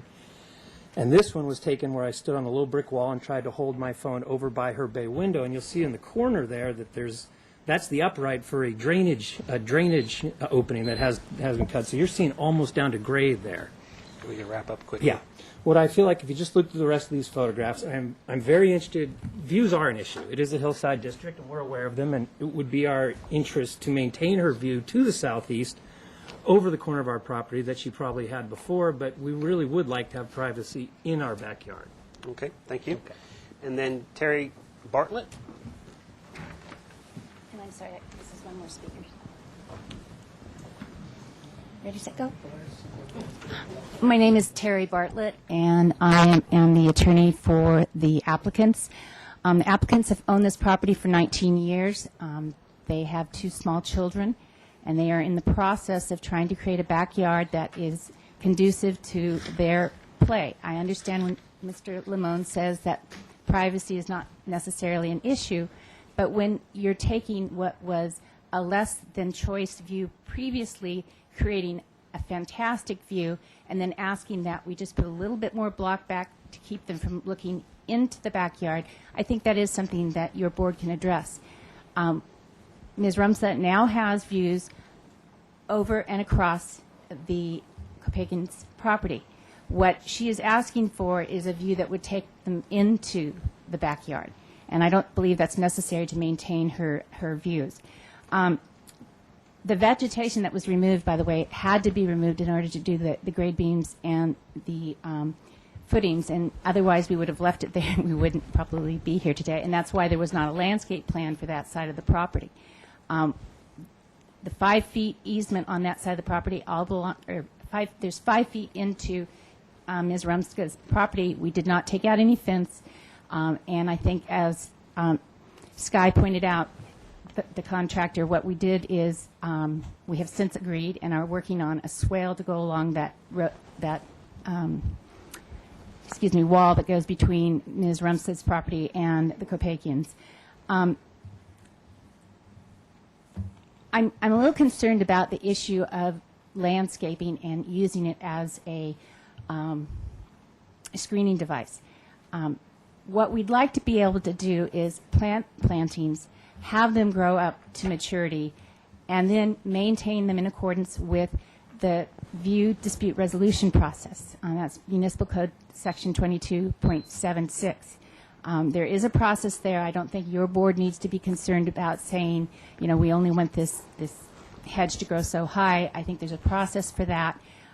Please keep in mind that these two neighbors have always gotten along. There hasn't been any contention until, and Mr. Kopakian did not say this on his own behalf, he was in a terrible, terrible accident. And the day he came home, Ms. Rumsa demanded a meeting. He granted the meeting, and that's when he, in a not very good state, agreed to the initial cut. What we want to do, as it's been described by Kim True, is just go up a little bit further, go down to the original. It makes the wall look designed more attractive, and it keeps Ms. Rumsa from actually looking into the backyard. Wrapped up. All right. Thank you very much. I do have one additional slip. Robin Kopakин. Kopakin. Thank you, Robin Kopakin. Trying not to repeat everything that's been said, we did go around the neighborhood and take pictures of existing walls, how close they are to the street, etc. And we do feel that our project is in keeping with not only the height of walls in the area, but how far they are from the street and the general look of the area. And there are just several up and down there. I would like to say to Ms. Pendleton, I think that was the name, we share your distress over the city telling us what to do with our property, as you experienced as well. We had several setbacks and lost yardage that we had to accommodate. We were happy to do that. We had railings we had to put in. We didn't want to, but we did because we understood the height restrictions. Mr. Sailors, we agree with you that that lower wall is not attractive. It was our intent, and our landscape architect said that the plants would grow up and cover it. We certainly hope it does, because we don't really like it either. And Ms. Rumsa, we are more than happy to accommodate the drainage problems. When we actually got into your yard and saw it, it was evident that that needs to be addressed. But we do feel that we are more than willing to accommodate her view over our property, as she always had. But we just want to preserve our privacy within the property, and that's what we're trying to mitigate here. Thank you. Any more public comment? Otherwise, we're not going to talk anymore. Just us. We're going to talk. Okay, I'll close public comment. Sure. I want to just acknowledge a couple additional letters that were received. There's a letter received from a neighbor identified as Jane Perrin at 6 Chase Drive, and she's in support of the improvements of the property. And a letter received from WD and Mona Vonetta that are also in support of the improvements of the property. All right. Oh, sorry. And then a third letter from Miss Lauren Moore at 36 Nicholas Drive, who expressed concerns regarding grading and stormwater runoff. All right, thank you. And at that point, I'll close public comment and bring it back to the board for their questions. Yes, Jim. You had mentioned If the applicant could come forward again. You had mentioned that you had a surveyor come back out to the site, and are the top of walls and the top of grade at the walls what was approved? As noted on the revised plan, we're approximately 9 inches above everything in this location. We're still 2-to-1 here and 2-to-1 here, which was on the original grading plan. The original plan where we do exceed by 2 feet, and there probably should have been a note that, you know, side yard wall could be an 8-foot max. Where these curve up, there's a short run that is 8 feet, then it returns to 6 feet. And that happens in 2 locations here. But that's on the that's on the applicant that's side, up not here. on the other side. So to answer your question, we're 9 inches above the approved plan moving up. So from here, this is 9 inches above. So this wall on Barker Pass is 9 inches Yes, but higher it's than still what was approved? it's still a 6 foot high. It's still a 6 foot tall wall. The top of wall elevation is 9 inches taller above sea level. Okay. But the top of wall and the bottom of wall And is the still grade 6 is the feet. same? It's still a 2-to-1. And we still have this slight slope down to the wall, and part of our stormwater management is taking place at the base of that wall and in the lawn area there. Just kind of following up on Jim's question, the numbers that we see on this plan represent surveyed elevations Surveyed elevations, correct. that are currently out there. Correct. And the grading, the contours that we see as well? The proposed, yes, and then, you know, the existing obviously was what was existing So these before. contour lines are what exists out there right now? Correct. Okay. Fred? Several questions. And I'm going to follow up on this grading thing because I'm still confused. This number that's been crossed out here says elevation 378. Then it has what appears to be a new elevation at 381. That's a 3-foot differential. So is this 381 is what's been surveyed? Correct. And what was originally approved in the original plan was 378, is that correct or not? Along, Right there, at that point, was Right. it 378? So there's a 3-foot differential, correct. right? Yep. And there's a 2-foot differential if this is, the previous bottom wall was at 372. Right. It's now been surveyed at 376. So there's now about a 4-foot differential from where it was originally. So is that where the error occurred? Well, the error occurred actually from a survey down all the way here, because when we went in to put this footing in, this footing was kind of the original problem, that the footing shown. So when we did our layout for the caissons and the grade beams, we were starting off of here, and then we went back up this direction, realized things were off, and so we came back over here. This area over here was heavily overgrown and so I actually that's what was approved. Now I don't know in terms of I didn't check the survey marks at the time over there because there was so much foliage in here that nobody could really get to it.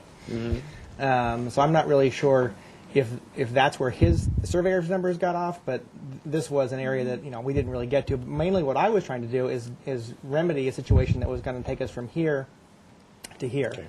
Then my next question is, you're now saying that the wall is 9 inches higher than what was approved. So Barker can Pass you? wall. So is it this whole length, or is it just this section? What's the? Yeah, this entire length is 9 inches higher than what was originally on the plans. Okay, and then what about this length of wall?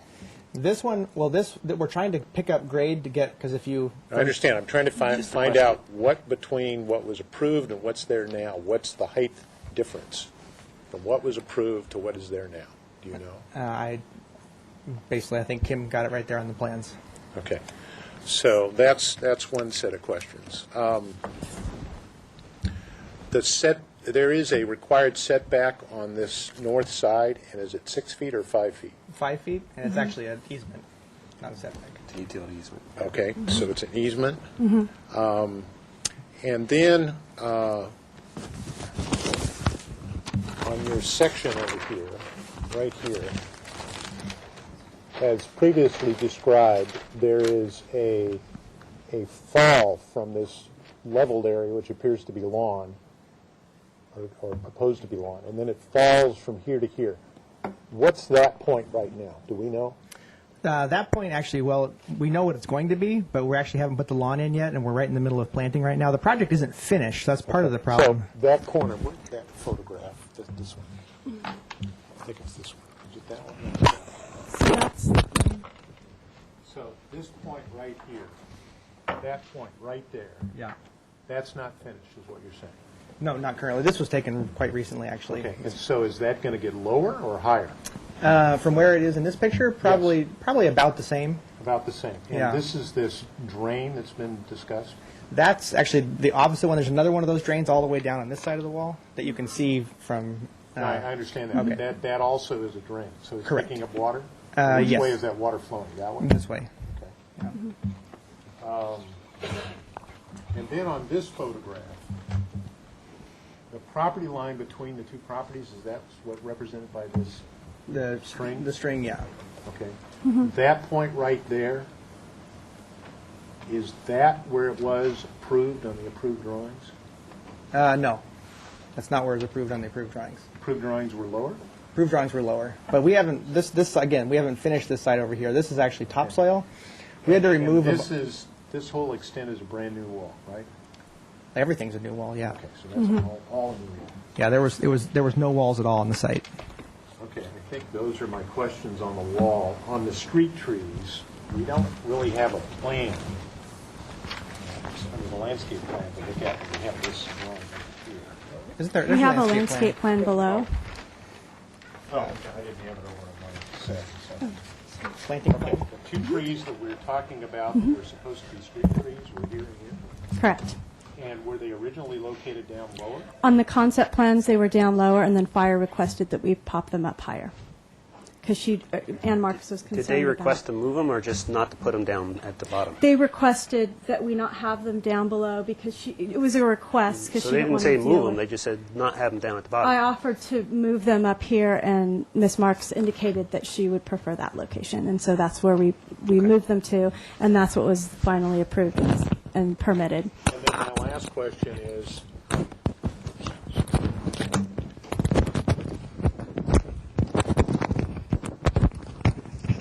last question is, and I maybe we have to reread the record. Was this approved as a stone wall or just as a wall? That was a question I was getting to as well. It's a Bellegarde stacked wall. What was so it approved as? What was it the approved as? Bellegarde stacked wall. So it's the precast. So when Bellegarde. it was approved as a stack wall just as it is today? Correct. And then we do have lavender, rosemary, things that we're going to grow up to screen When it it from the came in top as and below. concept, was it conceived originally as a stone wall? No, that's never been proposed to be a stone wall. Okay. There's always been a simulated sandstone cap on this wall. Okay. And then, I guess, last question on the trees. These particular species, how high do they normally get? What's their growth height? 20, 25, fruitless olive. Fruitless. They're smaller. So again, we'd be happy to move those down and maintain the canopy off of, as you see the mature width of the tree shown on the drawings. If we do move that below the wall, we can keep the trees maintained so they don't overhang Barker Pass. Okay, thank you. Additional questions? Go ahead, Jim. I wanted to clarify this. So what was originally approved on this wall was 378, and it was built to 381. So it's 3 feet higher than what was permitted. Is that correct? Okay. If I may. We're just doing Okay. questions. Oh, sorry. Any other? Denise, any questions? Yes. Okay. I am seeing noted here on the plan along the north property line and also on the south property line that there's a 10-foot side yard setback along here. So they can build this wall in the side yard setback? Yes. They can? They're allowed up to 8 feet. In the side yard setback? Yes. Okay. Just wondered about that. Additional questions, Denise? Okay. Brian? Okay. Let me see if I had any additional questions written down here. Okay. I think we're just going to move into comments, and if your question comes up, you can just incorporate it into comments. So comments from the board. Yes, Fred. Before I get to my comments, additional question. So essentially what we're being asked to do today is by the applicant to approve the wall basically as it is with a request to do something with this north piece of wall that's shown in that photograph. Right here? Right there. And also make a decision about whether or not the proposed relocation of the so-called street trees is acceptable. Is that what I understand? In general, I mean, they're coming back with a project that was approved. There's some differences that have occurred out in the field, and now the applicant is asking us to approve those, and we have to make findings that it's compatible now with the neighborhood and reasonable for site conditions, because site conditions are always slightly different than what we anticipate. Could I just point out that there are quite a few photographs there, just all around the neighborhood. I understand. We have no idea how high those walls are. Well, there's one I'm standing right in front of. Okay. Well, I guess my first comment is I'm really disappointed that we have to end up in a situation where we end up with a room full of attorneys and we haven't been able to get these neighbors to work together. So that makes our job much more difficult, in my opinion. So that's the difficult part. The other part I see is we've got a condition here, and I went out to the site this morning. I walked around, got as many viewpoints as I could see from various parts along Barker Pass, up the street, down the street, et cetera. Where we've got, in my opinion, a very obtrusive wall that I don't believe is as necessary in the viewpoint of providing privacy for the applicant as the applicant may think. So, but I understand that the applicant made a proper application and was approved for a 6-foot-high wall. But my sense is when they actually got out there to build it, is that the grading conditions really didn't end up the way they are showing on these drawings. And so now we're having to deal with a wall that's kind of perceived as too high. We have several small conditions that make it very difficult to really understand what was really approved because the drawings weren't quite accurate, as we can tell from this little mathematical exercise up on that corner. On the other hand, we have the neighbors saying, well, you're destroying our view. But, over time, we all have view issues. I live in a house where I have a view issue with my big tree that's in my neighbor's yard, okay? And the tree is growing. And when I first moved there 27 years ago, the tree was small, and now the tree is big. So, I have to live with it. So I guess I'm in a real dilemma about what to do here. I'm feeling that it's not really necessary to have this high of a fence and a wall around this house. But on the other hand, I realize the rights of the applicant to not be jeopardized by coming forth and getting a proper building permit. So, but on the other hand, we've got quite a few discrepancies here that aren't explained in my view. All right, thank you. Any other board members would like to comment? Denise. Well, I drive by this quite often, and I have to say that the first time I drove by it, I thought, gee, look at how tall that wall is. I mean, it really hits you because it's at the top of the slope, so it just accentuates the height of that thing. I have to also, in the same breath, say that with just given all the pictures we've seen of the foliage that was there before, I can't imagine that this blocks your view more than that. I mean, this is a tall wall, but the foliage of all the trees and the pits and everything that was there before, it seems to me like it was a lot taller. So I'm having a little bit of trouble understanding the view blockage situation with this wall. that being said, I still think the whole thing is really, really tall, and I'm wondering about what my colleague pointed out on the north property line, that there's a 3-foot discrepancy there in height from what we approved. That's troublesome to me. Okay. Thank you. Jim, how are you feeling? Well, I have a strong feeling about that north wall, being that it was built 3 feet higher than what was proposed. I would tend to go along with the neighbor and take a foot off. I mean, if that's all they're asking for is take a foot off, I think you're lucky to get away with that, because it is 3 feet higher than what was proposed or what was permitted. And then I think to get a privacy, you could probably landscape that so that eventually you'll have privacy. I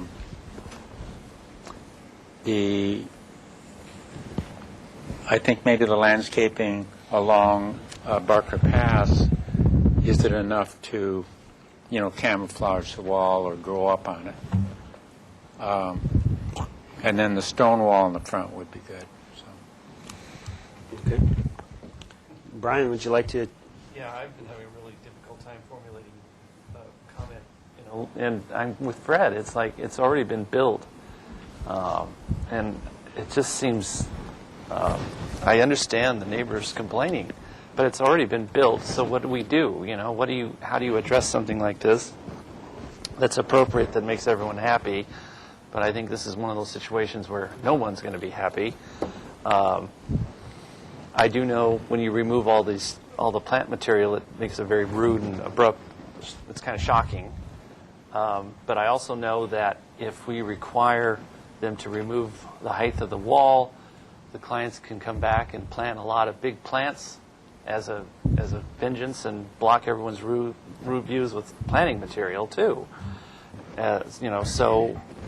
Mr. Miller, I'd Yes. like to clarify that. Yeah, please do. That's not necessarily the case. You're approving a landscape plan, Okay. so you can condition that the landscape be maintained, and there are conditions that you can state on record that would prevent that from happening.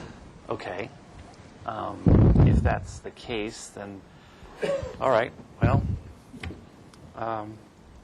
thank you. I appreciate that. It kind of helps me because I'm having a difficult time with this. Okay. Well, I'm going to. Mr. Chair, I Yes. have one Good, Fred. question to my colleague, our esteemed landscape architect. On the two trees. Are you on? On the two trees. The two trees. If they don't really become, by definition, street trees, because they're not down on the street, they're up further. I'm having an issue with everybody. Theoretically, many of these neighbors have bought all these homes because they all wanted ocean views, and yet now we have an applicant trying to grow trees that I think is then going to block some views, not only their neighbors but from themselves. So how important it is to have street trees on Barker Pass? Well, I Road. think that the solution to that is to put them back down by the street, just drop them down. Ann Marks made that request, but she didn't make that a contingency. So I would put them back down a lower level. That's going to handle the view situation. They don't get that tall to begin with, and the more you drop them down slope, the better it's going to be. And I think that trees are always welcome on a streetscape. And I appreciate them. I'd appreciate them even more if they were down lower. I think that would mitigate the height of the wall. When the tree gets up to about the top of the wall, then it's gonna definitely be a better situation as far as. There was even comment that there's maybe a third tree or some additional I would like to trees see coming one in. too, personally. And that once the trees were out on site, that was just something that the client, and a third tree would be nice. But we don't want to, increase problems because we know that the neighbors have issues. We'd be happy to relocate, this tree was moved to this location to help soften Barker Pass. I don't know if we want to look at the previous plan. And we shifted this tree up so that this view, this neighbor and this neighbor aren't staring at each other to soften that. And there's still views to this location here. If we move the trees back to where they originally were approved, it's not going to block these views from the applicant's house. It's just going to screen, as originally proposed, screen some of the neighbors and provide privacy from people across the canyon. Now, can that work with Ann Marks's comment, though? Well, as long as she how did she say do it that way, or I mean, I offered to do it. She said she would prefer if the trees were moved up with the overhang issue.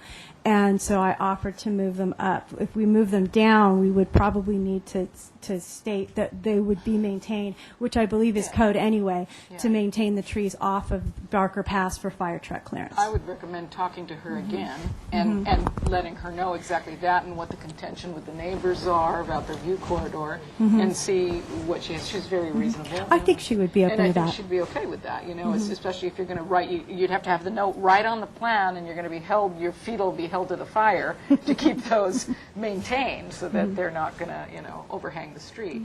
And olive trees just aren't that big to start with, so it's not going to really be a big issue. Okay. I wanted to get some of my comments out. Fred had the first comment, and I felt the same way. I mean, we're really put in an awkward position and a difficult position. When plans are inaccurate to begin with, when conditions in the field start occurring and it's recognized as there's a discrepancy, we should talk about it before we finish the building. And that's why we're here. And the building's not finished. Well, yeah. But you're asking for approval of this plan right now. Oh, the front wall, yeah. Well, the sidewall too, right? The sidewall's not finished. The sidewall is a So what are you asking for approval over there? For what's on here, but this whole section has been in a complete dead standstill until this resolves. Everything else is proceeding along. This is in a dead standstill right now. Everything else has been stuccoed. So what are we going to ask for approval there? Well, and the reason, I mean, I completely understand that, you know, the math, you know, looks a little bit jarring, but if you actually were to be inside here and you were to look at a 3-foot high wall from this side, and that's also jarring. Because if this were to be... What are you going to ask for approval? I mean, this plan doesn't represent what you're asking for then. Yes, it does. If you look at the elevation, I think it's a little clearer.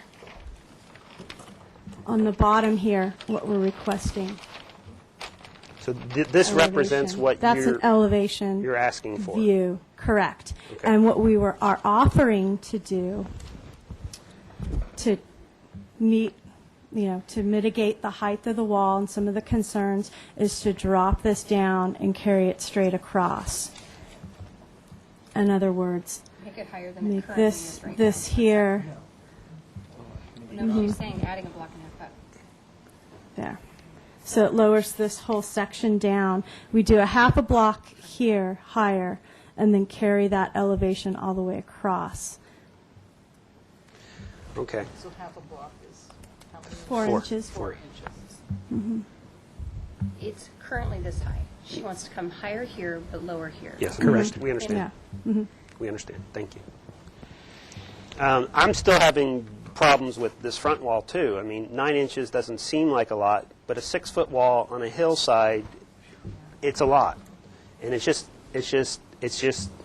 making, you know, a situation where it was, well, it's approvable to I don't feel comfortable anymore.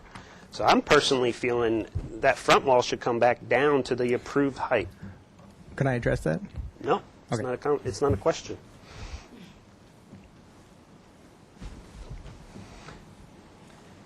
How does the board want to proceed? My recommendation. I could go ahead and make a motion, and then we can talk to the motion. But I wanted to ask Denise one more question.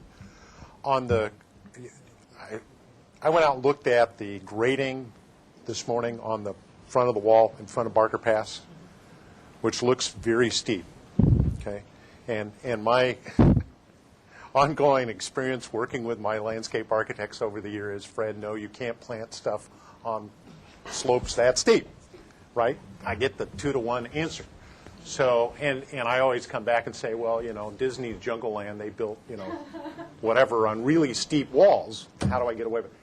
Given what you see here and what's proposed in the landscape plan, will we get adequate foliage in front of that wall over a period of time? What I'm looking at are prides of Madeira that get about 6 feet tall. So that'll go 6 foot up the wall. But these other little plants, I'm not sure exactly what those are. They're Cistus purpurea. Cistus and purpurea. Some Cistus salvifolia under the tree. Okay, so those are pretty short, so those aren't going to mitigate any height on the wall. No, that's more meant underneath the tree, and then the canopy would be softening the tree above. And then again, the rosemary spilling down over to cover that wall, and then lavender coming up to soften it from below.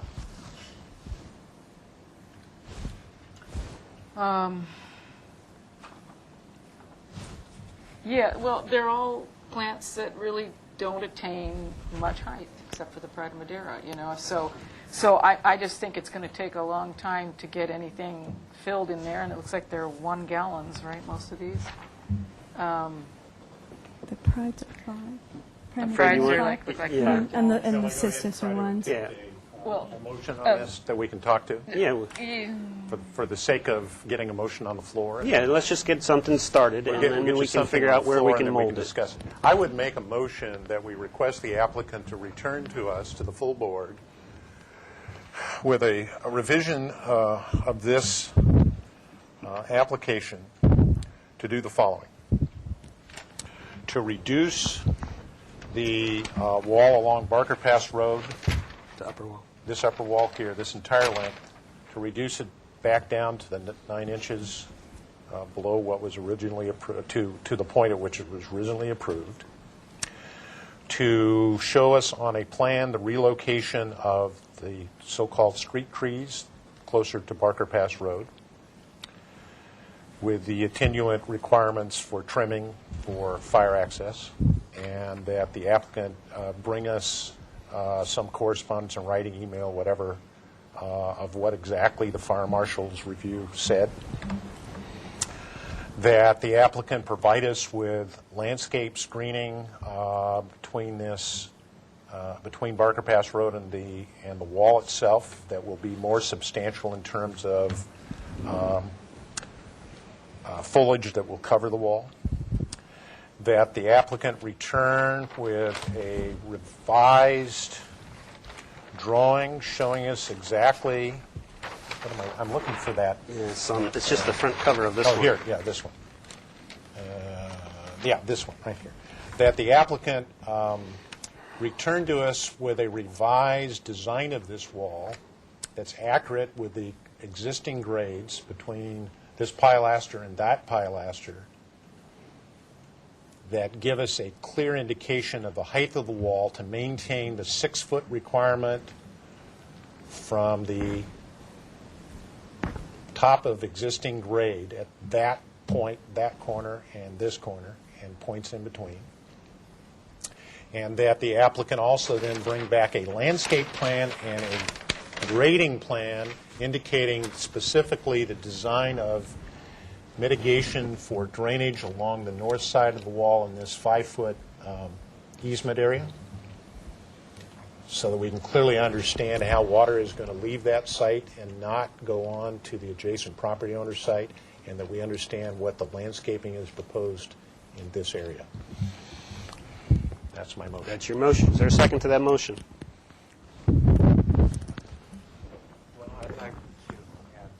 You want to second it?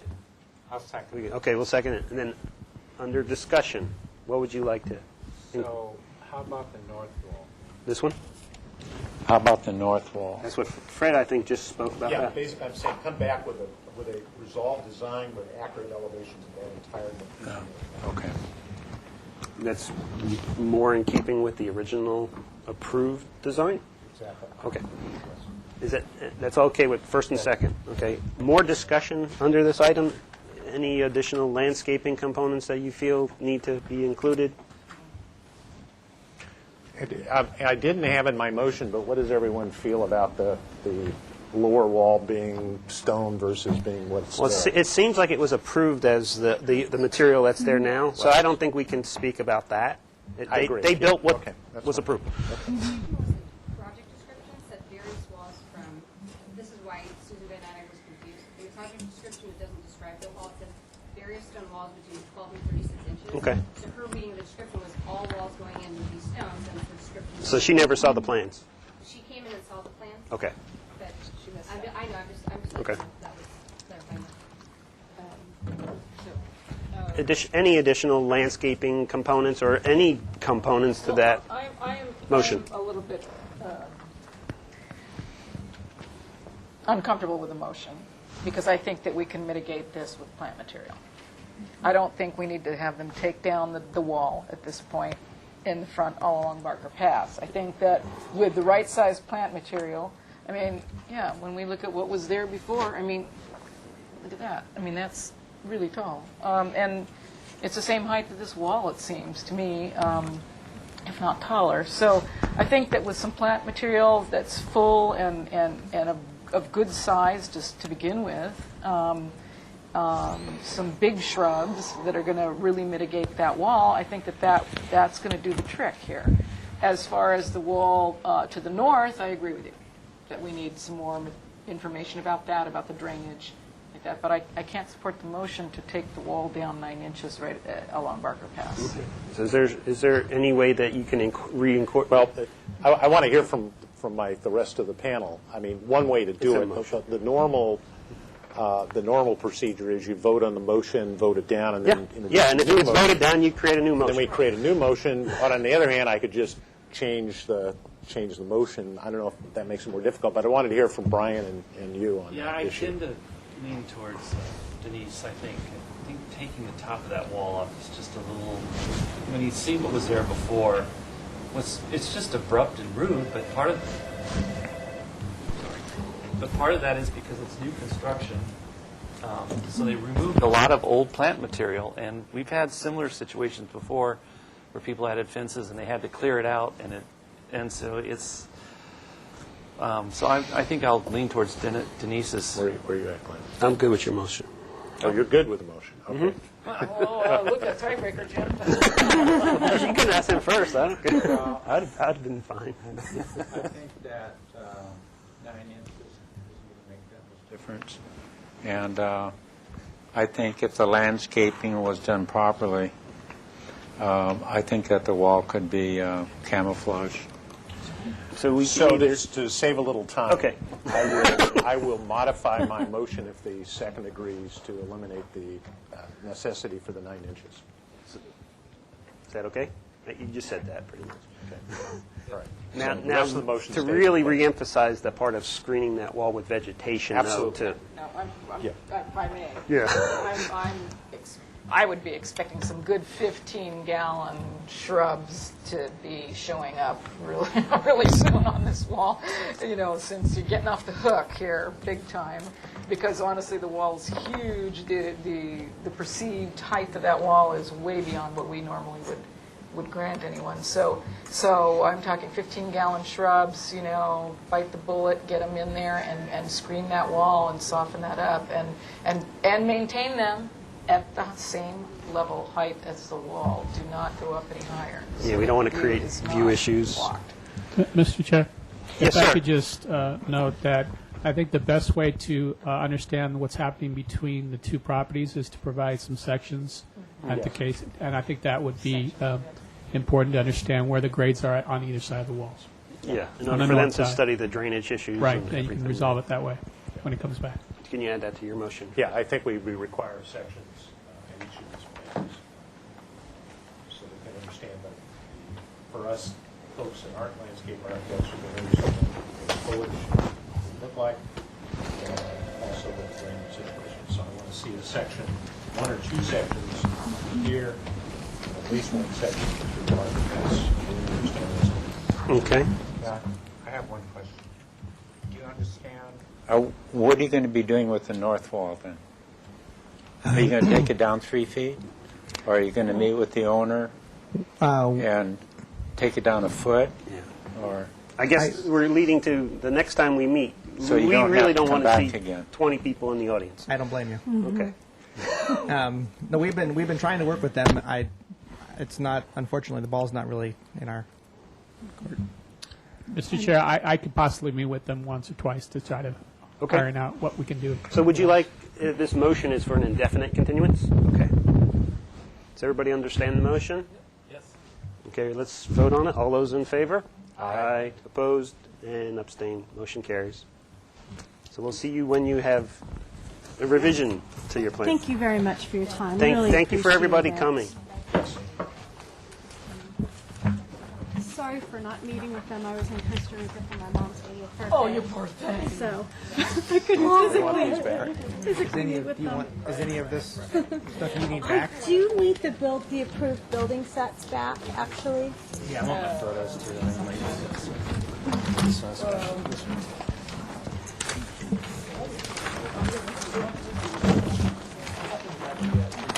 So I think these are the approved building sets.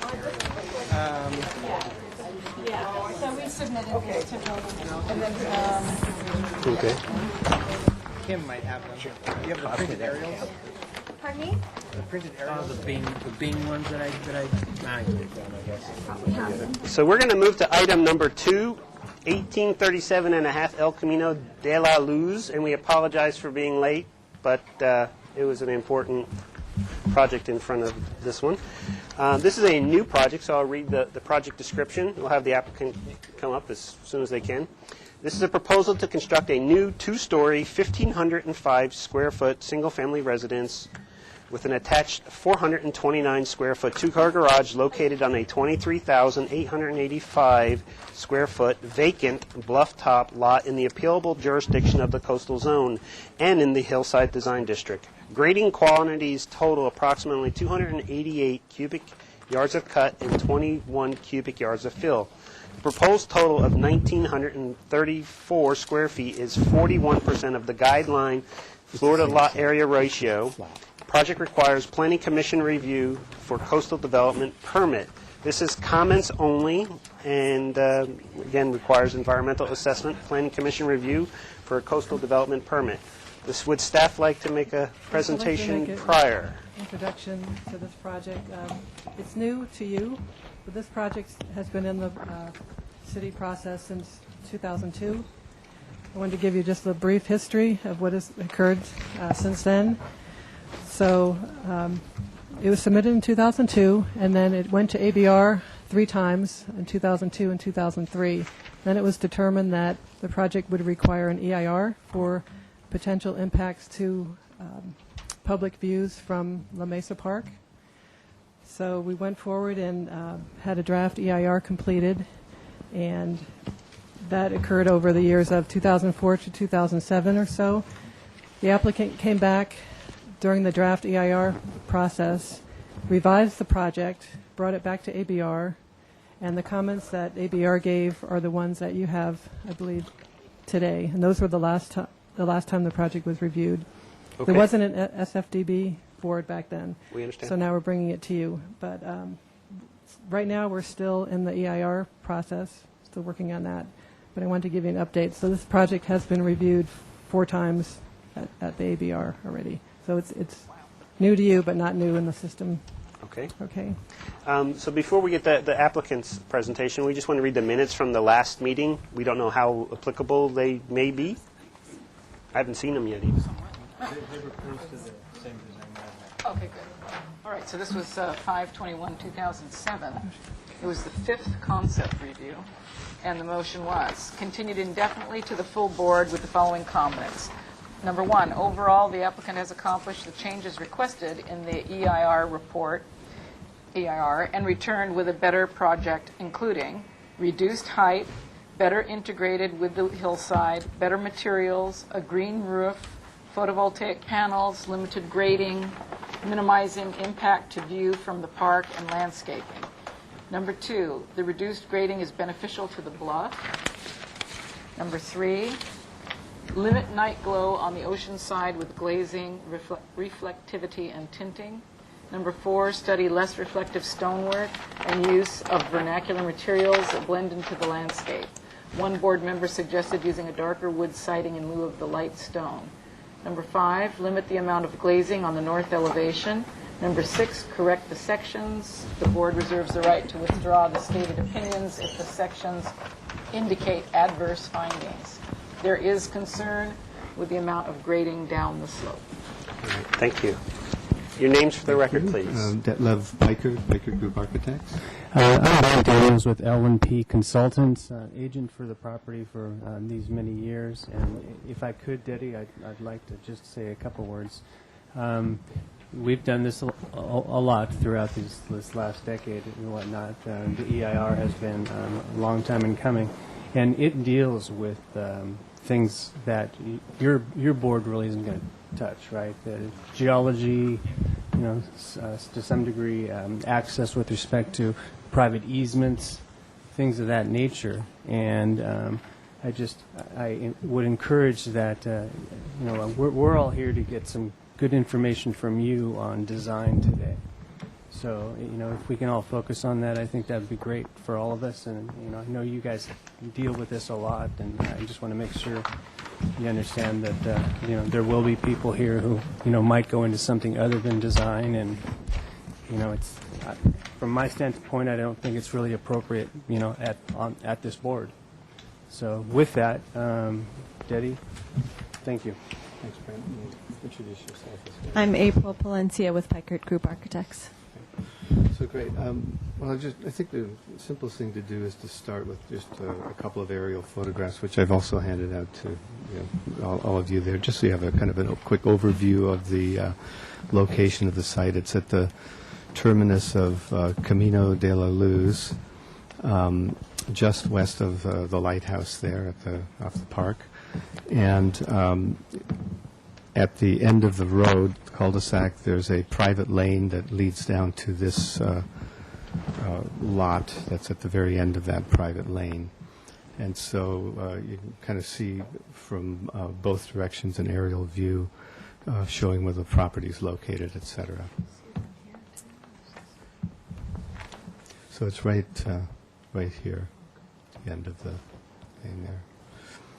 And so, the lane is developed with a number of other houses of an eclectic mix of styles and designs, some modern, some more traditional kind of bungalow style, et cetera.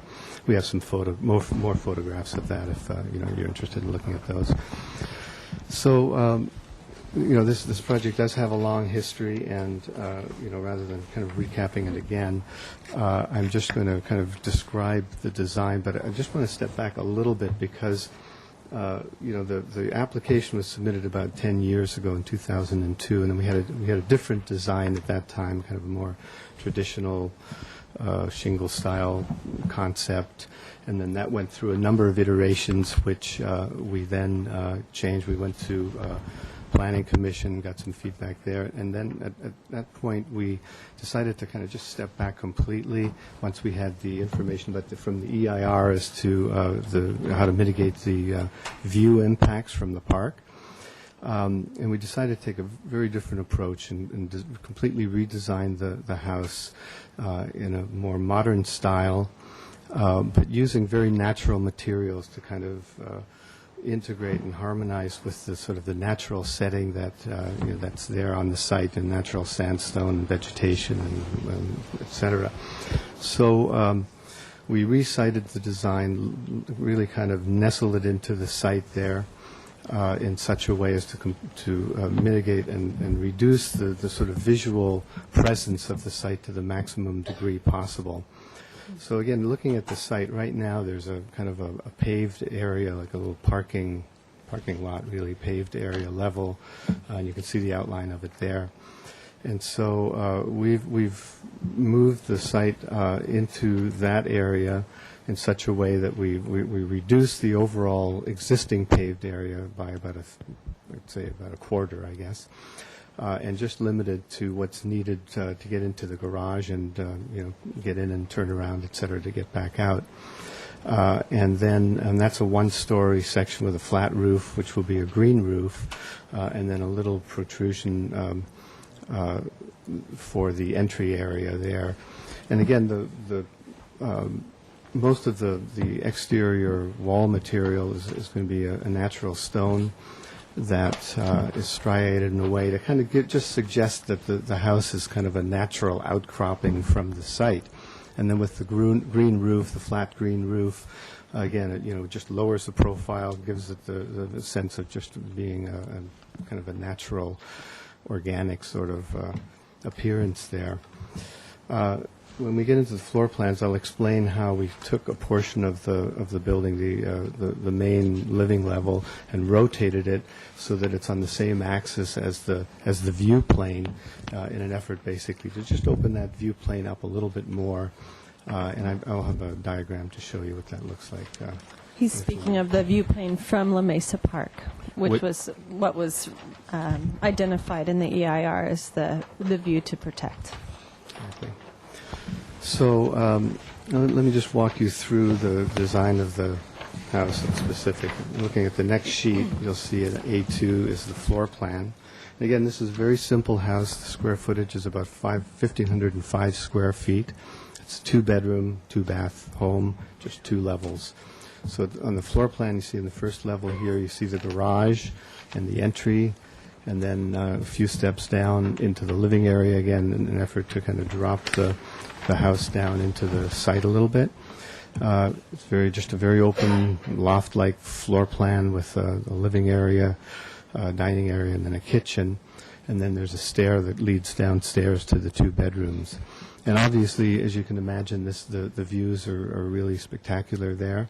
So we've got a lot of glazing here. We're looking at a sort of storefront glazing concept that would enable the owner to completely open it up to the outside, to the balconies that are cantilevered off of that space. And, the overall sort of feeling and sense of it is a little bit suggestive of the prow of a ship, where you're kind of facing out into the ocean with the balcony kind of angled out in that direction. So then when you get down to the lower level, once again, that level is related and parallel to the orientation of the garage. Again, you can see the dotted outline with the upper level rotated. And at that level, we just have the master bedroom, ensuite bath, laundry areas, closets, etc., and then the other bedroom with a small bathroom off of that and a closet off that as well. So that gives you a feeling for the floor plan. And then the elevations will kind of speak for themselves, but I just point out in the middle of that sheet, you'll see the section, and that shows you, the existing topography and then where we're cutting into that in order to kind of nestle that 2-story portion into the topography there, so that the overall impact on the views is really very minimal. One of the conditions, or one of the suggestions in the EIR with respect to the visual envelope, is that the portion that's on the level area where that existing paving is be not exceed 15 feet in height. And so again, we have that little entry element there that you can see, and that maximizes out at 15 feet, but the rest of it is actually a couple feet below that. So when we look at the elevations, the south elevation here, again, you can see the balcony and the chimney for the fireplace and the stone walls, et cetera, and the glazing that I explained is the sort of storefront sliding glass doors. In the middle, you see a perspective, kind of gives you an aerial view, just so you get a feeling for the massing and the way the home is nestled into the site. You see the green roof, and then on the perimeter there where we have the overhangs, we incorporate some photovoltaic panels, etc. This is the view from the garage side. That's the west elevation. You can just see a very simple entrance and simple garage doors. And again, using natural wood as a material in conjunction with the natural stone that we're using. Down in the lower right corner, you see the east elevation, and that's kind of looking over the drainage kind of incision, again with glazing, etc.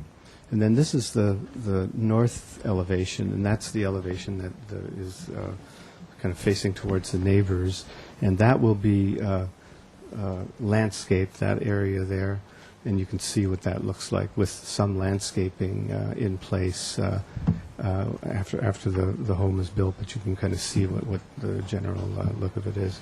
And, you know, with respect to the comments from the previous presentation to ABR, first of all, it was, you know, very well received, this new design as compared to the other concepts. And the comments that they made have been incorporated here with respect to toning down the reflectivity of the stonework, et cetera, and in general just have, you know, accommodated those suggestions. This is a sheet that has the views that were included in the EIR, just showing the views from the park and how this house impacts those views. Let's see if I can see this upside down.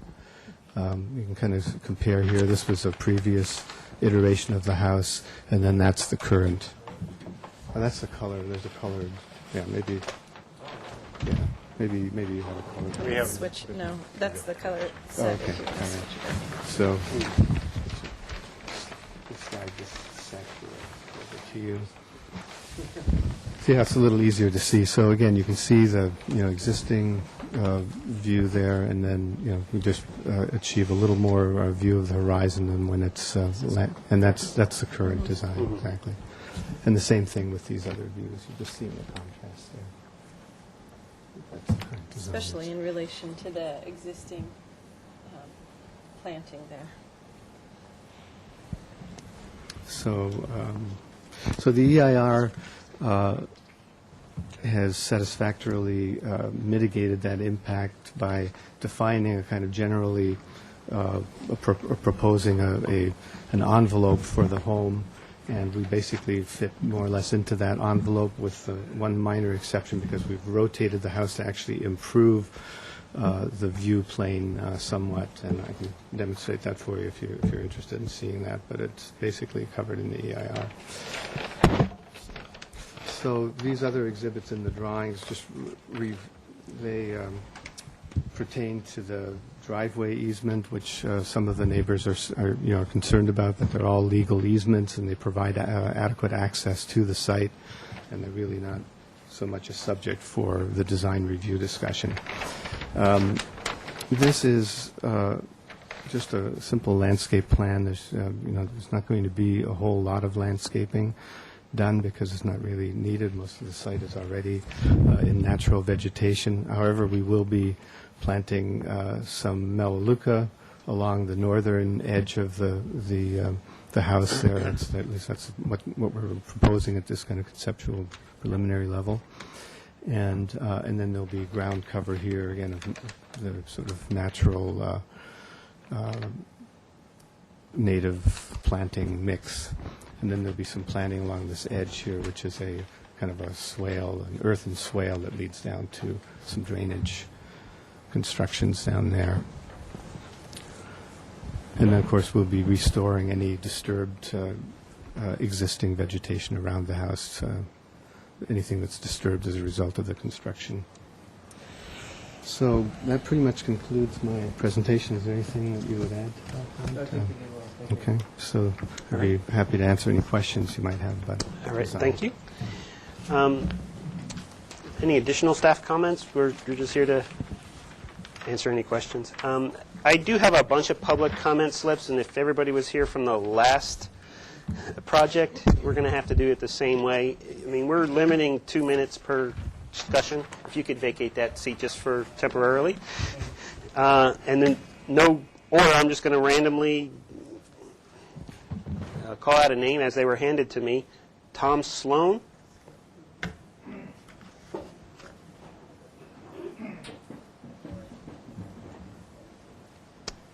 And as multiple people come up, if you just agree with the last person, you don't have to repeat every saying 7 times. My name is Tom Sloan. I live If you could get that mic on. Sorry. Hi, my name is Tom Sloan. I live at 1841 El Camino de la Luz.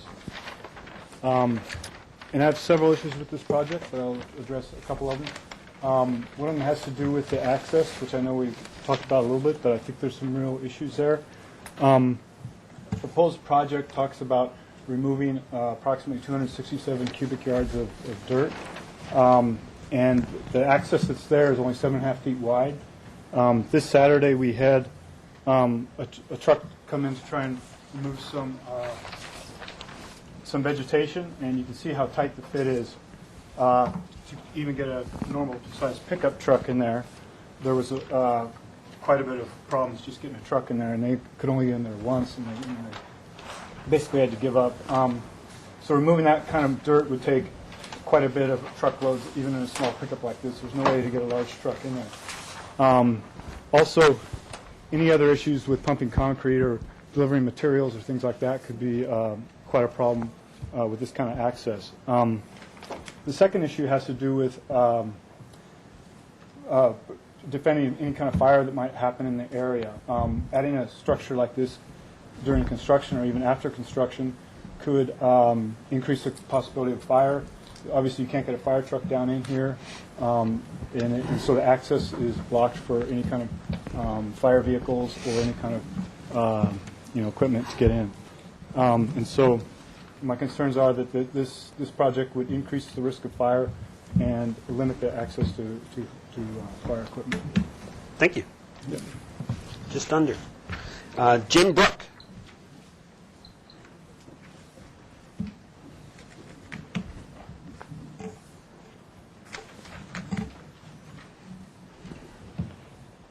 Welcome. Hello. How are y'all? Good. My name's Jim Brook. I live at 1905 El Camino de la Luz. The genesis, actually, of this project goes back to the mid-1980s. At that point, the then Mayor Sheila Lodge stopped by my house and asked me to show her the site of this building project.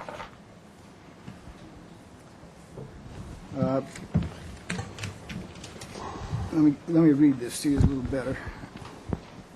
She asked me to show her Mr. Bartel's lot. We walked the 100 feet or so from my house to the site.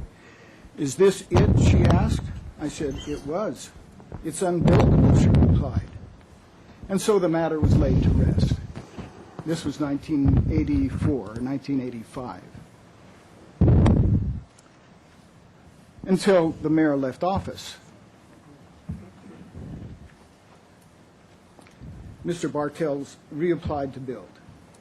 Mr. Bartel had been sold an unbuildable lot with no legal access. He sued the title company and won the suit on the grounds of no legal access. There's been no change in property configuration since Mr. Bartel's collected his award based on no legal access. Mr. Bartel now maintains he has legal access. There's been no change. Beyond that, the property lies on unstable ground. The impact of building on this unstable ground seriously threatens the adjacent property of Judith and Greg Smith. In addition to these facts, the findings by the geologist hired by Mr. Bartel seems more directed toward fulfilling the desire of the client than illuminating the reality of the geology of the site. Sir, if you could wrap up. And finally, the removal of close to 300 cubic yards of earth adjacent to the nearby creek appears to be dramatically opposed to the guidelines indicated in the master plan for the city of Santa Barbara. This lot is unbuildable. Construction on this site will endanger adjacent property. I urge you to deny the petition. And in conclusion, on the master plan conservation element, page 48, it states future growth within the city may have substantial effects on the rocky shore and beach community habitats. Development above the cliffs can increase rates of cliff retreat, which is adverse for local biotic populations. Thank you, sir. Thank you. So Joanne Morgan.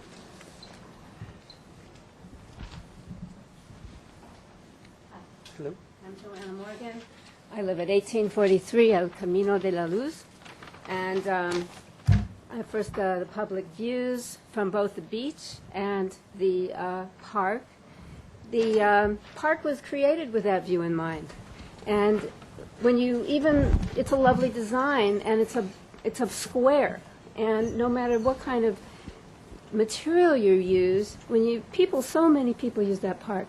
And they love to just go on the bridge there and look at it. And even if they put vegetation, it's not going to really block it. The next thing is access. In 1995, we settled a suit with Dr. Barthels that gave us the 7.5 feet, and then he has 9 feet from our house, beyond our house, to his property. This is a very long driveway, so this is like a third of the way he has 15 feet, and then he doesn't anymore. And you saw that picture.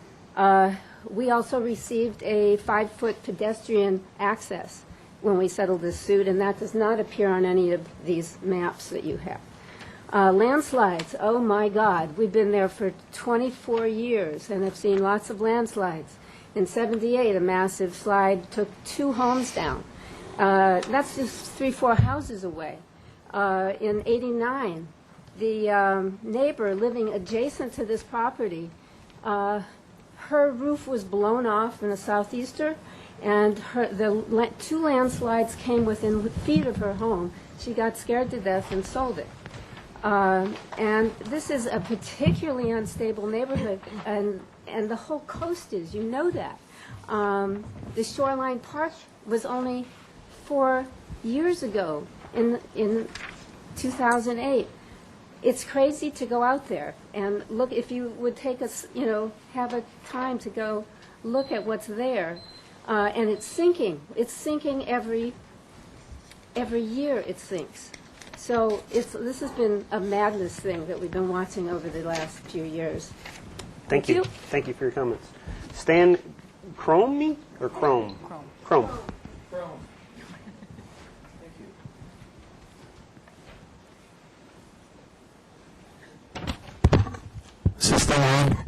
Good afternoon, Mr. Chair, members of the board. Thank you for giving me the time to speak. I am married to Joanna Morgan, live at 1843 El Camino de la Luz, and have been there for 24 years. I certainly oppose the design of this house for a number of reasons. Today I want to speak about the orientation of the proposed structure. The house is facing southeast and faces directly into the wind and the weather. The house has a very high exposure profile and will be exposed to the annual severe gales that slam into the coast every year. Each winter in Santa Barbara is battered with 1 or 2 of these intense winter storms called southeasters. The severe coastal gales have been known to have wind gusts up to 70 miles per hour. We've all seen the storms, the boats on the shores, the trees blown down, the damage done. Because of the orientation of this proposed house, it will ruthlessly, relentlessly receive these battering, damaging, destructive winds every year. I know, because we've lost 3 windows over these 24 years. If this house is ever built, there's a strong possibility that if it doesn't fall into the ocean or slide into the creek, that the wind will ultimately destroy it. Besides the damaging the wall of glass that faces the wind, there's a strong possibility that the porch or even the roof will be ripped off and apart because of this exposure. There's at least 3 other houses that will be damaged by the flying debris when the winds destroy this house. As a concerned resident and a concerned neighbor for 24 years, I ask you to oppose this proposed house because ultimately Mother Nature will win and destroy the structure. I ask that you too oppose this challenge to the brute forces of nature. Take an intelligent stand for health and safety of all concerned. Thank you. Thank you. Greg Smith.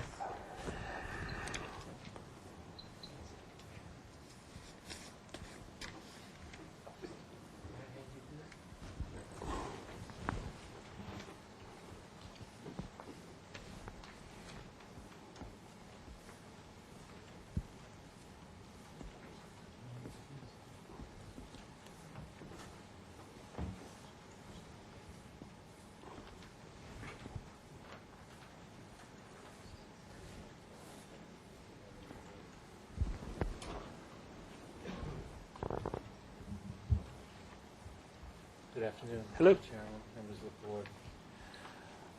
A picture is worth 1,000 words. I'm just going to put it on the camera. Yeah. All right. A picture is worth 1,000 words, so I will not say much at all about the view from the park. But the tree that you see in the center, that tree will be destroyed, and in its place there will be a house. This is the view from the park. That tree will be destroyed, and in its place will be a house. That's all I need to say about that. I bought the property next door. I bought it just 2 years ago. And before I bought it, of course, I noticed that there was a vacant lot next door. And I wouldn't have bought the house unless it could be proved to me that nobody could ever build there. And it was proven to me. It was proven to my satisfaction that no one could ever build on this lot.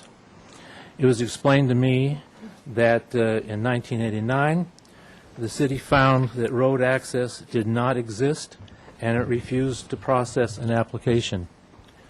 That was 1989.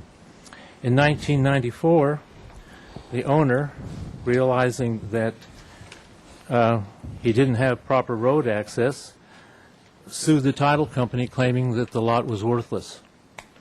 And he won.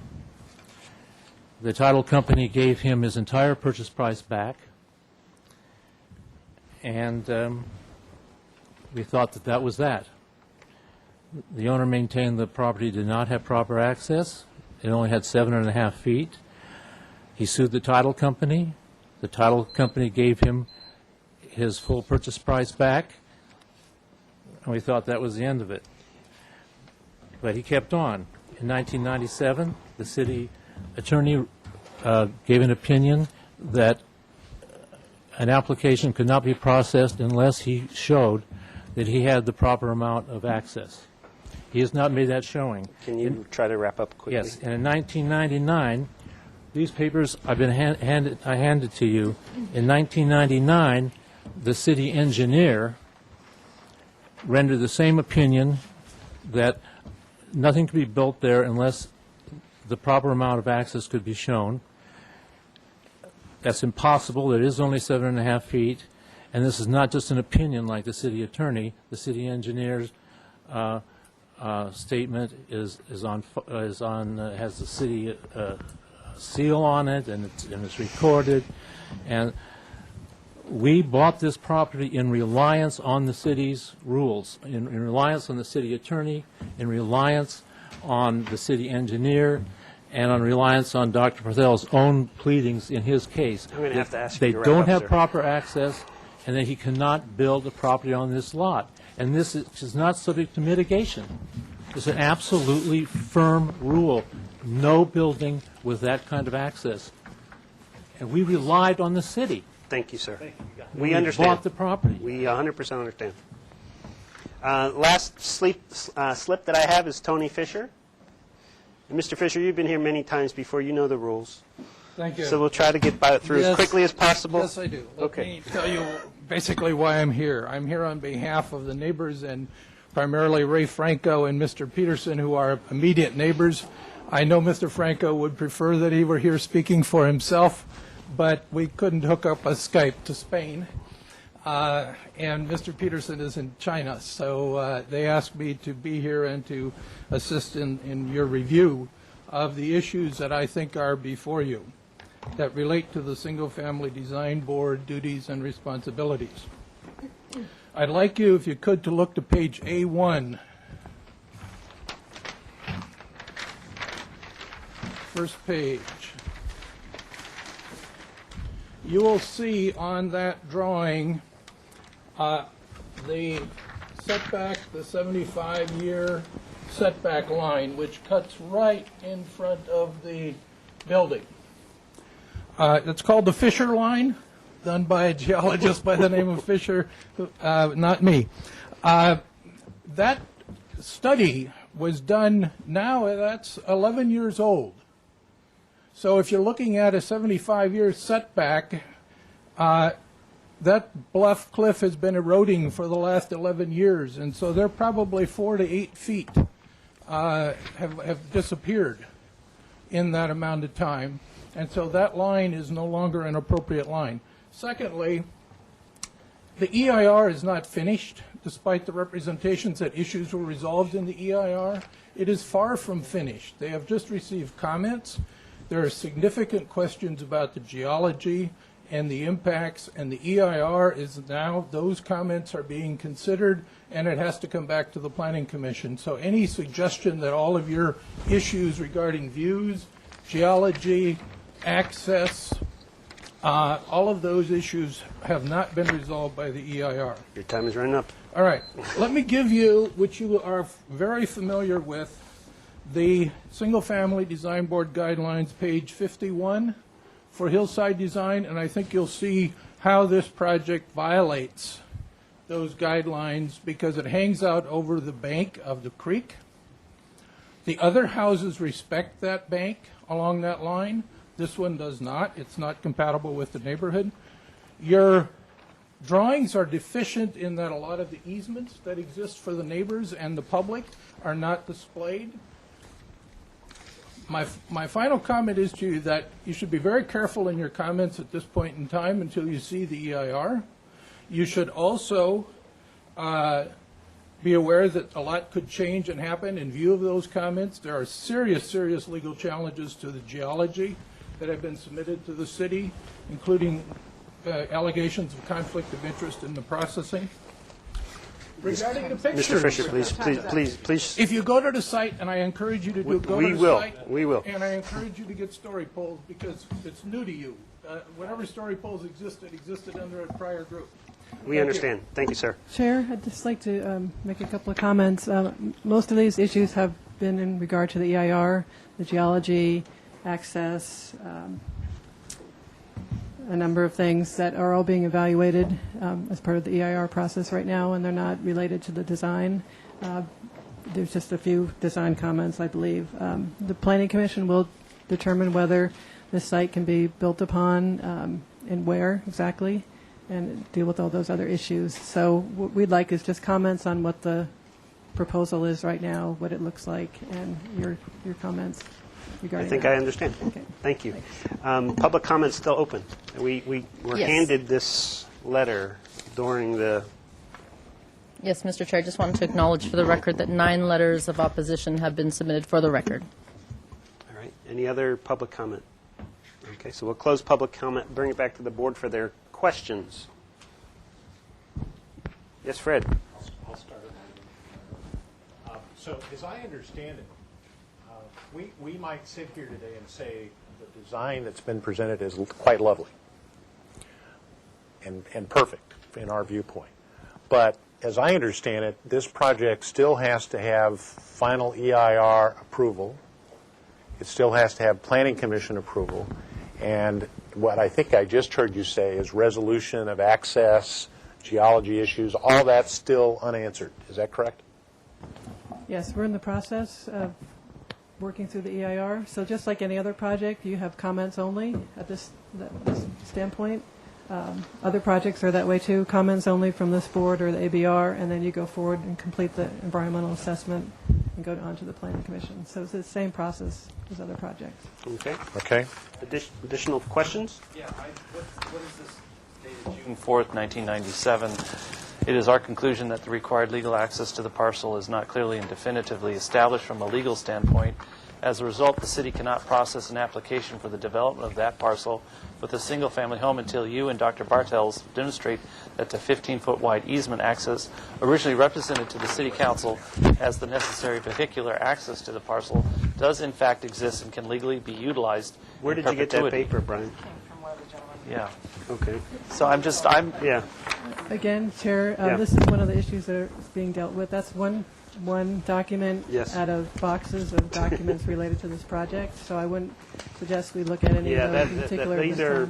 These are. Well, my inclination is to abstain from any comment because this is beyond, I think, our purview exactly at this point to... I think we should try to keep our comments kind of very loose as to, is the style appropriate, and look at materials, and if our comments are, we're very concerned about the view, you say that. Abstaining isn't going to help resolve anything. Mr. Chair, I have, can I finish with some Sure. additional questions which you all may have? In terms of fire access, has that been reviewed yet, or is that still under study? Fire access has been reviewed. The fire department has reviewed the project. They have a few notes on the front of the plan that requires fire alarms system, monitoring system, and the building to be built to the high fire code. Okay. There were no comments about access into this? I walked this site this morning. So they've required these additional requirements because of the access issue. But they're Okay. comfortable with it the way it is with the additional requirements. Okay. Let's see. The definition of the bluff that shows on the, because I think our chairman is encouraging us to make comments based on materials. Certainly, we're looking at the guidelines in terms of projects that are built on hillsides or over the edge of bluffs, et cetera. So the bluff that's shown on this sheet A1.1, is that a designation that the city has agreed upon, that is in fact the top of bluff, or is this just the applicant's proposed top of bluff? That's still also under consideration. We have it up to this point looked at that as the top of bluff, but again, we're in the EIR process. We're responding to numerous comments. I don't think that really affects your decision in regard to the design of the home. That's another issue that's being dealt with under environmental review. Okay, thank you. Additional questions for the applicant or staff? Yes, Denise. Well, I guess I'm sort of sitting here with Brian thinking the same thing he is, which is if there is no legal access, why are we even looking at it? I mean, I guess that's my, I don't know how it got this far. Chair, we're at this letter, it was written many years ago. Since then, we've had a certificate of compliance, a conditional certificate of compliance on this project with a certain condition regarding access. And we are with the city attorney's office, Public Works, planning, all resolving that. I think the assumption you should make is that this project is going forward. We'll work out the details as to whether it can be actual built, but this is their proposal for the design. And I wouldn't get caught up in the geology issues or the access issues. Yeah, it's tough from this side of the table because we understand what all these lines mean to geometry. And if that line moves, the whole thing changes. Yeah. The whole design changes. Right, and the project will come back to you if there are any major changes. So that's that will why affect I the said design. let's keep it It'll very come back. loose and talk about style and materials and views. Our job is not access. Our job is not fire. So we're just Although I will make a comment, if this is a green roof, we've had some issues with high fire and green roofs. Also, this is not in the high fire district. But But the it fire is- department the is fire saying, department has allowed a green roof, but the building will be built to high fire standards because of the access. But it's not so in the the green roof is only in a high fire area, not a high fire requirement. Yes. I ran that by the fire department numerous times to make sure we understood that correctly. Okay. So any additional questions to the applicant? I'm looking at the photographs. Is there a picture, one of these pictures taken from the bridge? From the middle of the bridge? We didn't, those are all the photographs that came out of the EIR, but this is a series of photographs that kind of give you a little bit of a better So is there one of those from the bridge? contextual view. You can see here's the footbridge, so you're just back of the bridge at that point. Architect's drawing, it's a real photograph. I think we're looking at real photographs right here. But the question, wait a second. The question was, is there a photograph from the bridge? Yes. Not, we're asking the applicant. Right, it's in. Is there one? Sure, I can't read it from upside down, but Here one it of is. these View photographs. from the middle of the footbridge. Oh, okay. Right. All right. That's all we're- that's that's all the all question That was was. all the question was. Thank you. Second question, there was some discussion about the tree that was shown. Where's that tree on your site plan? That tree, I don't believe that tree exists anymore. That's the one that he's talking about. It's this one right here. I think he was talking about this tree. But this is that. Is there a tree on your property? Yeah, there's a pittosporum, but that tree is not that tree. That tree doesn't exist anymore. This is the tree that's on your property, Yeah. and it's being proposed to be So removed. it's a pittosporum tree, bush shrub. It's being proposed to be removed? Correct. No, I'm sorry, that Okay. actually remains. Because it's still there. That's what I was Remains. Okay. Additional questions? Okay, so let's move to comments. And again, I think we should keep it in very general in nature. Obviously, discussion about square footages and things like that is really difficult without knowing where this geography is going in establishing the bluff. I think we should talk about materials, style. I think for this site, for this architecture, it's somewhat appropriate, but then if you look at our guidelines, it's not appropriate because it does cantilever out, and that's kind of in contradiction to the guidelines of our design review. And so I'm thinking if we actually go by those rules, So these are the right here. where it has a gentle, you're actually creating more grading and exporting on the property, so it's not this particular property doesn't seem safe to require that kind of construction. Yeah. Yes, Yes, Fred. I was looking at, and I guess I didn't understand, this line right here is a setback line from the bluff. It's a geologic setback. So is it a Is your mic geological on? setback? Geological setback from where? From the ocean? Where does, That's, where's the structure? that's correct, from the base of the bluff. From the base of the bluff. Top of I'm sorry, from the top of bluff, So sorry. in essence, at least based on this drawing, you're not allowed to build over that line. Is that correct? Right. Because one of the things I was looking at, the reason the bluff issue. Are you on? Yes. There, on. Okay. The reason I was looking at that is the definition of bluff is important for me because of the size, scale, and bulk issue and that page in our guidelines. And so now, without knowing where the real bluff designation is, it's hard to figure out whether this kind of complies with our guidelines or it doesn't.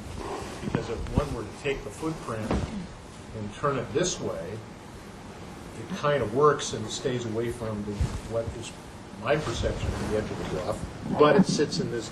Yeah, there's no man's land there. There's no man's land. So that's why it's confusing, because at this point, my comment would be, the architecture, the size and scale and bulk of the house seems okay, Brian, but I'm not comfortable with the fact that it's hanging over into that canyon. But if we really have to get down to look at this thing, it's going to get down to a definition. Is that in fact a legal edge of bluff? Is it not? Is it, where does the creek start? Where does the creek end? It's hard to make a comment based on information that's not been agreed upon by the city and all the parties involved. That's our challenge. So, I mean, that, ordinarily you'd have some starting point to say, well, yes, Yeah. the size, scale, and bulk of this proposed design is within the realm of reason. It's hard to do that. And I think anything you can do to point to some of our guidelines and say this either meets our guidelines or we're concerned about it meeting our guidelines is a good start. Right. So that's why this was brought out. I think one of the neighbors brought this out. Yeah. But I had looked at it earlier in the day because I had the same issue, and I'm also concerned. I know it's not the purview of this board, but having walked this site this morning and walked all the way out to that point and saw what I saw, I'm just having a real issue about whether we're spinning our wheels here, making comments on what appears to be a fairly nice design, but we're looking at something that's really not resolved. The city wouldn't put this applicant here if they didn't feel like this was a process that was worth doing. That's what our charge is to get through this process and make whatever comments we can. I understand. So I guess my comments, I'm concerned about if all the other stuff goes away and the access is solved and all that other stuff, I'm concerned about it still hanging into the canyon. Okay. And it does intrude on the view corridor from the bridge and from the park. Okay. Any other comments from other board members? You want to make some comments? All right, Mr. Chair, I'll go then. Well, in looking at the color, the pretty color picture, no, not that No, one. this? Okay. The elevations and everything. I mean, it looks like a lovely design. It's a nice design. I really do appreciate the materials that are being used here with the stone. If this is ever built, it would be probably blend in nicely because of the green roof and because of the stone, the use of the stone. I'm also concerned about the cantilever. What else can I say about it? That's about all I can say. Okay. Yeah, I'd like to. I like the design. I think the design is great. With the cantilever's not allowed, so why not build a wall up to the cantilever? That takes care of that, problem. But of course that provides, less view again. Building something from the ground up. But I agree. It's hard making decisions because the site might change. But I like the design. Okay, Brian. Yeah, I follow up. I think of those homes along the coast up in Carmel that are made of stone, very traditional with art. With the traditional homes in Carmel, with the arches, and like if you had arches below rather than cantilever, that would help it. But like I said, It's a. Okay. I tend to go towards the traditional, but I think that's more in keeping with the vernacular of this community and the style of Santa Barbara. Though I understand why you went this direction. So I think, if you got rid of that cantilever on the first level and made it like arches or something, that would be, or just straight columns. Okay. Everybody got their comments out. I'll give mine. I think the materials are compatible. I think they would fit in nicely. I think the design is unique, and it has to be for that site because it is a very unique site. The cantilever, again, it's an attractive design, but I'm having a hard time for this site making the findings, or if we made findings, that it would be compatible with our guidelines, or would meet our guidelines. So that's a challenge I see coming. And all that being said is, I too am having a difficult time evaluating the project without knowing what lines on paper are accurate, or how much access is coming in, or are we spending a lot of time. One thing I would say is I would definitely need to have story poles positioned before I could even make a judgment on the property. If we get that far. I mean, this is such a unique property. The neighbors are, right all in line there. There's views from parks. It's an important property, and we need to really do our due diligence and understand this design on that site. Mr. Chair, I would agree.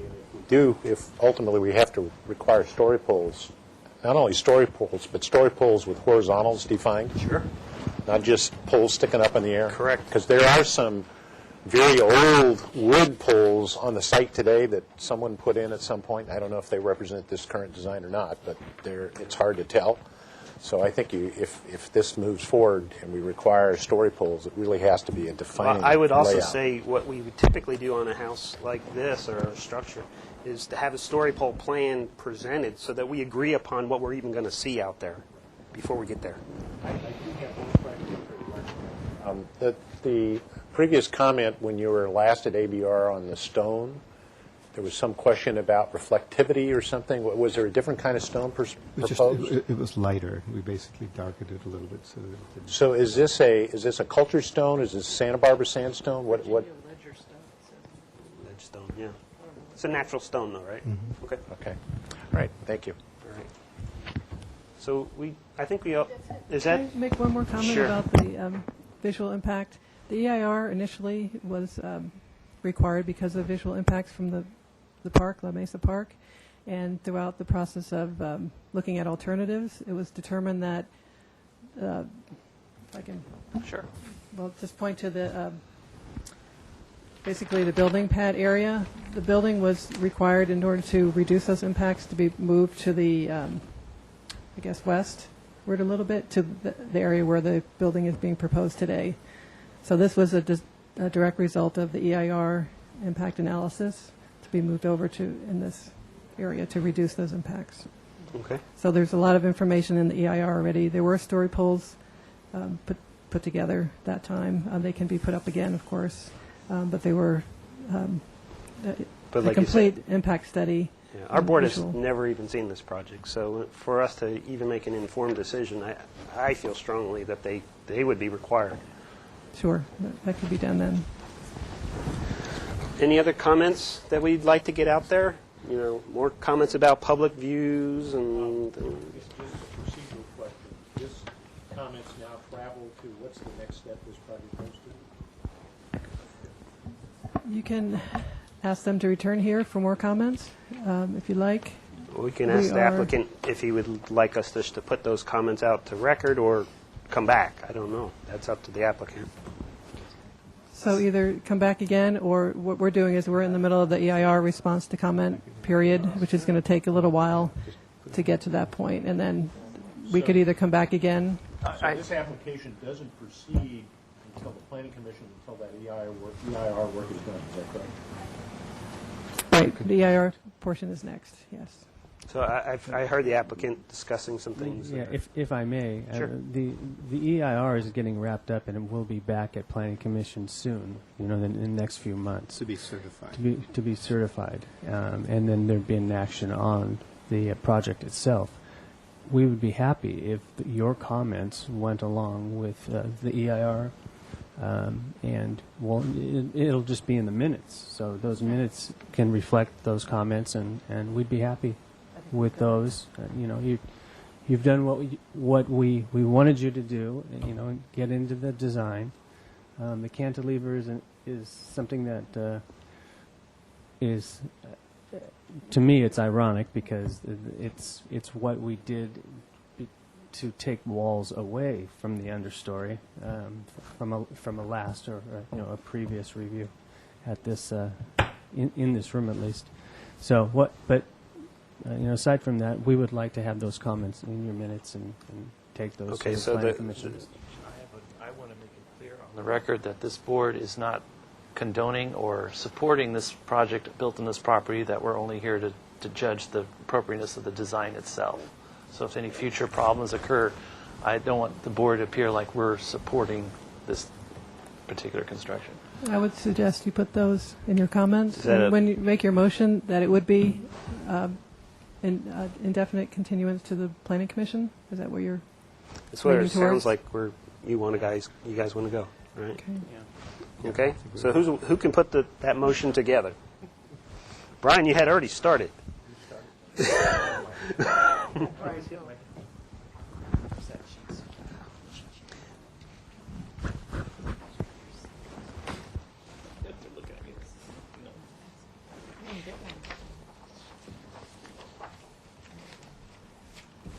Okay, so we move to take this project to indefinite continuance to the Planning Commission.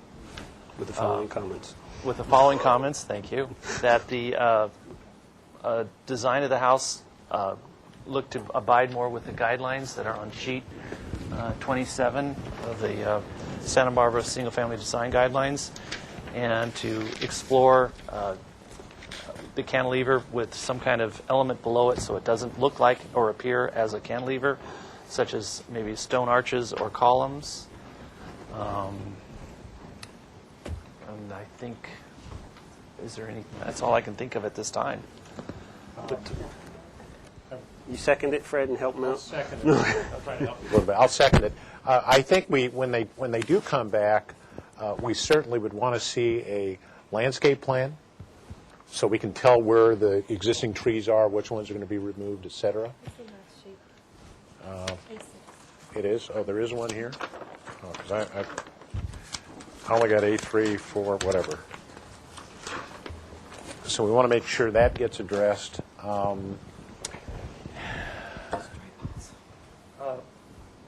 Story poles with the horse.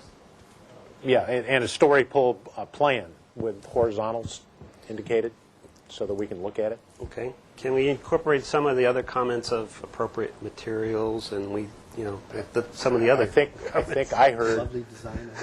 I think I heard that the materials appear to be appropriate. Yeah, the quality of materials are appropriate for the neighborhood.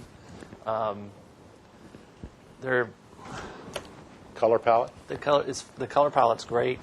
Is approvable. The flat ceiling roof, green roof, is approvable in terms of mitigating the view.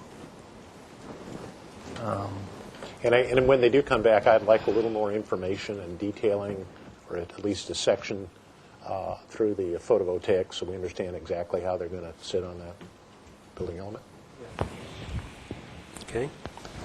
Additional comments to the motion? And that this board does not support or is not against this project, but clearly we're here for strictly aesthetic recommendations. Did we include that the general style of the house, there was no negative comments?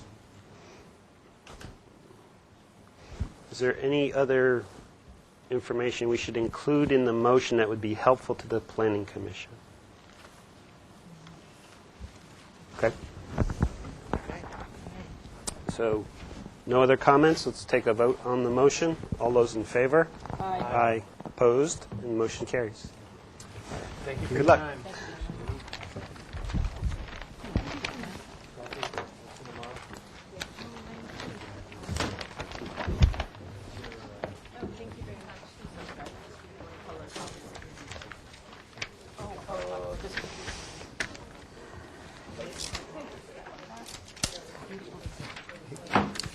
So we're going to move to item number 4.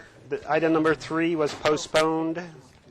This is 1301 West Mountain Drive. We've seen this project before. It was last year, January 17th, 2012. We're going to get drawings and the applicant up here as soon as we can.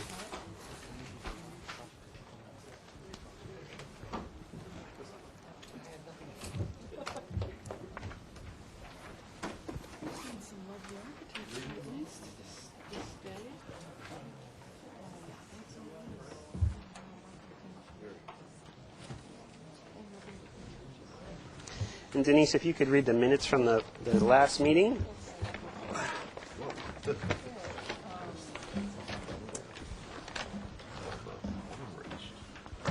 This project was continued indefinitely to the staff hearing officer to return to the full board with the following comments. A majority of the board finds the proposed style, mass, bulk, and size are acceptable. A majority of the board finds the proposed second unit aesthetics are acceptable. Provide a detailed grading plan. The board looks forward to an integrated landscape plan. Reproduce the landscape compliance statement on the plans. Provide further refinement of colors, materials, and details. Provide details on the plans and a color and materials board for the file. Board comments. Suggest early study for potential solar panel application on the residence or on the site. All right, thank you. Your names for the record. Don McCorkle, Don McCorkle. Try again. Ken Radke with Blackbird Architects. Mark Delgado with Blackbird Architects. Welcome. And if you could address those comments from the prior meeting. Sure. The project is very, very similar to what was here previously. We requested the grading plan, and so there's some, we could just flip through. Here we go. This gives you the overview of the grading and utilities. And then in the center of the site, just in the vicinity of the house, is the changed grading. And you can see that we're using some of the spoils from the back of the house here, just to fill in right a little bit in the front in order to largely balance. There's some sections that follow that too, which I think are helpful. Lengthwise, you can see we're flat. We're pretty much on the bulk of the house lands right on the existing grade, and then we're pulling in at the back a little bit, and then filling out in the front. And this shows the area with the most fill going on, and it tapers off to the sides. Again, that's really just site landscape. That's not changed from what you showed us before? Not changed at all. Okay. The heights and elevations of everything were there before.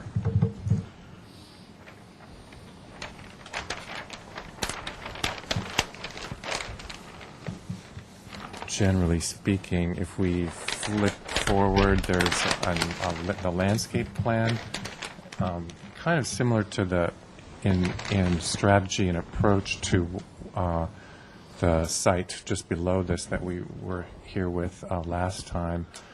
And because there's really a lot of very large mature landscape that survived the fire. Interestingly, it was mostly the small stuff that burnt and went away. All the very tall mature trees that sort of ring this area are in existence. So yeah, the only tall ones that burned down were the cypress ones that were going up that walkway. Yeah. So those are well above the house. Yeah, they're gone, and I wouldn't put them backwards. So we're just talking about more vegetable and herb gardens back here, in this area, and then in the front a series of native plantings and ground covers. It does follow the fire recommendations. We do have a seed mix listed on here. Is it on this sheet or? Seed mixes, we got the fire department reviewed and approved the seed mix and basically that we were meeting the high fire hazard requirements. And so we have that in a stamped fire department drawing here if you want to look at that. But essentially this plan remained the same, and the only change we made is that we added the details of the hydroseed mix. Okay. General characteristics, it's a low-fuel custom mix with non-herbaceous woody plantings, ideal for steep slopes at the high fire zone. Mostly native flowering annuals, deep-root erosion control with Erophyllum confertiflorum. You guys all know what that is. You don't have that conversation at home? It's really a minimal approach, as you can see, just in order to stabilize and create a lower foreground that's not heavy with fuel, that's native and low water using, and then basically allows these larger existing trees to create the space. So that's the landscape. And then the little guest house down below that has this addition, again, if anything, it's just, I think looking at it in greater detail has just made it that much quieter. Right now we're just creating another small element with the same pitch and material of roof and siding, which is just a very, very rough, rustic plaster. And sort of the existing house, the existing little piece is adobe, and so we're just cleaning that up. There's a small carport underneath some existing trees that's mostly open, just with treated wooden slats on the side. If we go to the main house, plan has not changed. This main level is on that bench, and this is sitting on top of the garage.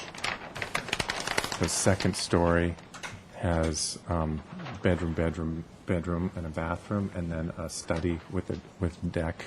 All of these have decks on the downhill side with cantilevering roofs over them, just to create covered outdoor space.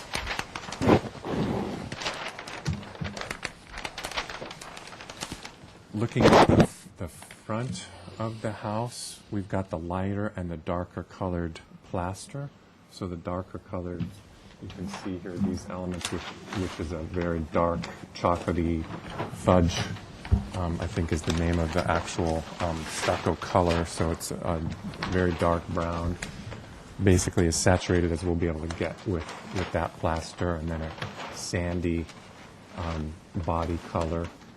There are a couple of elements that have tile, a porcelain tile picked out just for accenting the chimney element, which is kind of a vein that goes that way, and then a vein going this way, which is behind a stair that's near the entry.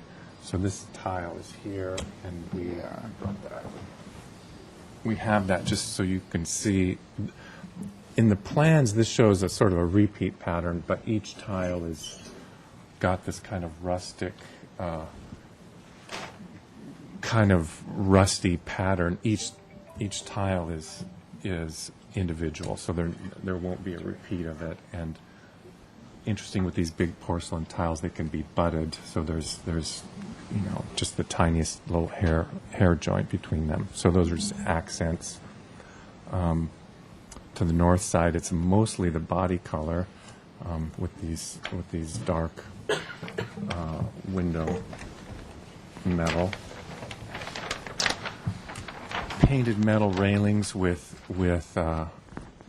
stainless steel cable, just trying to make the least mass possible out of any railings. And on this side, you can see some bigger fields of this chocolatey color on the garage art studio element, and there is one area of glass proposed in the railing here, just a little accent for most transparency at the entry, so that from the entry, especially on the way on arrival or on departure, you get just this most transparent effect from right here, because at this point you look out over the trees that are on the McCorkle's property, and it's of course a wonderful view. So we do have details of these soffits and eave details. They're very, very straightforward.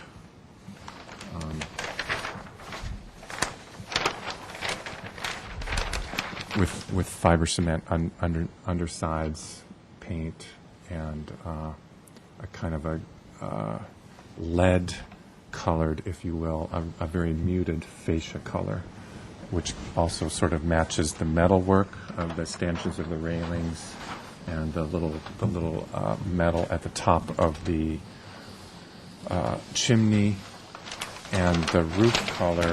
There's a materials board that we turned in. Do you have that?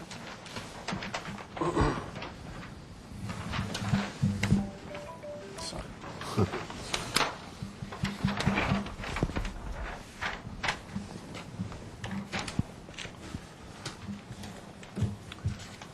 So it's the roofing is this very muted color that'll take on a kind of oxidized, dusty surface over time, and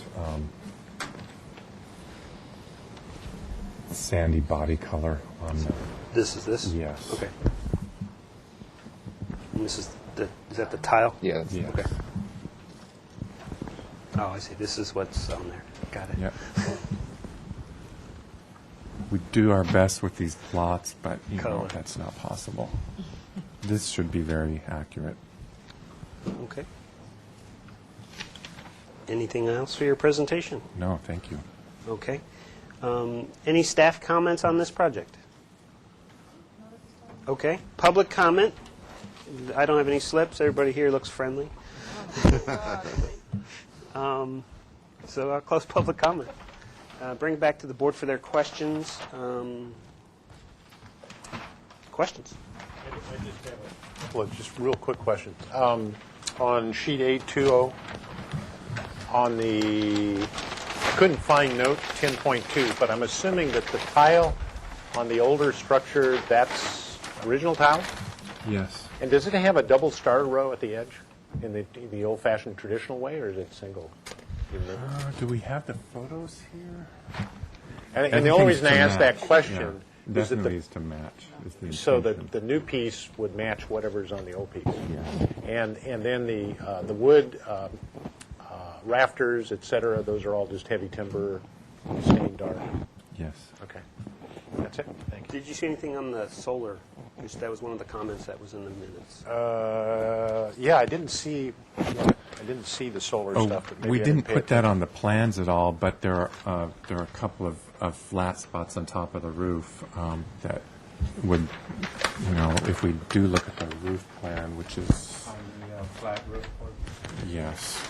Yeah. And we ran into this on an This application one also. a couple of weeks ago, and I think the understanding is you have to do a separate permit for the solar panels. They do run under their own permit. Even though this roof tilts back like this at a fairly low slope, the panels themselves can be raked the other way and still follow this roof down. So we've got a great spot for the collection. So I guess my question is, given that, in my view, the biggest impact that this house may have on the surrounding area is anybody that can see the roof from up high in their properties. So I like the color of the roof. I think that's fine. So my only concern would be is exactly how are those panels going to look on the roof? I know Michelle grabbed the mic as soon as we started talking. So Yeah, she's going to talk about just to clarify, permitting. the building department may require a separate building permit for the solar panel installation. However, given this level of review for a new project before the SFDB, you are required to put a solar plan in the final design approval set that the board needs to look at and review. So there's two options probably. If it's not located here, you can just come back and file a separate thing, right? Yeah, review after final. It's not technically part of the project right this minute. So really, we're looking forward to it. From our perspective, we were trying to do an evaluation of it to see how it would work, and we are a type of, when we were up there before, our usage kicked us up into the higher rate, so we were particularly looking at it from a standpoint of having an amount sufficient to get us down to the lower usage rate, but we haven't really explored that in detail yet in terms of Okay. Mr. Chair, what needed to be done. just to follow up on that again, even if it's, somewhat a proposal still, I would include it on a detailed plan sheet and say to be under a future permit. Just so the board, at this level, the board does need to see, and it's part of the required final approval detail. Would it be okay then to do a review after final where we bring it back and say that it could be here or here, and if that? I think we're missing a step. This project is only here for project design approval unless the board is ready to grant both. We don't know, but it's Yeah, possible. so Well, if it's going to, my perspective, I'll be honest with you, my 65th birthday is next month, and I'm not going to get in this house. so if having solar is going to take me 6 more months, then forget about it. No, I think you'll have plenty of time during grading to come back in. Okay. Great. So review after final. We'll come So- back. Yeah. We'll talk Assuming we get there. about it. The one thing we're in the comments, I guess now. I mean, given the detail of what we see on these pieces of paper, I have no problem thinking that this architect couldn't devise a system to integrate the solar in there, and it would work spectacularly. I'm not worried about it. We're just trying to make sure it doesn't hold you up down the road. Right. Any other comments, questions, anything? Well, we gave the design approval of the current style of the house, right? No, we just gave favorable comments. Favorable comment. Okay.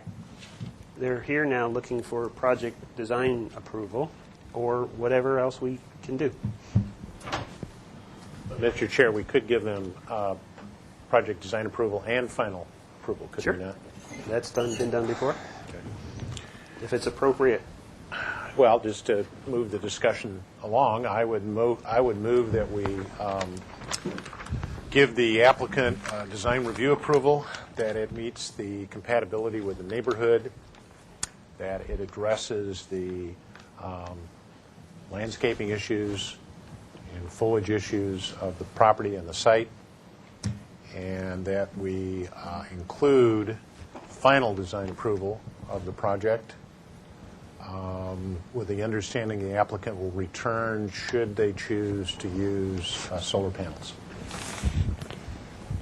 Is there a second to that motion? Discussion under that motion. I would like to see it come back to full board and review all the detailing, which I don't think.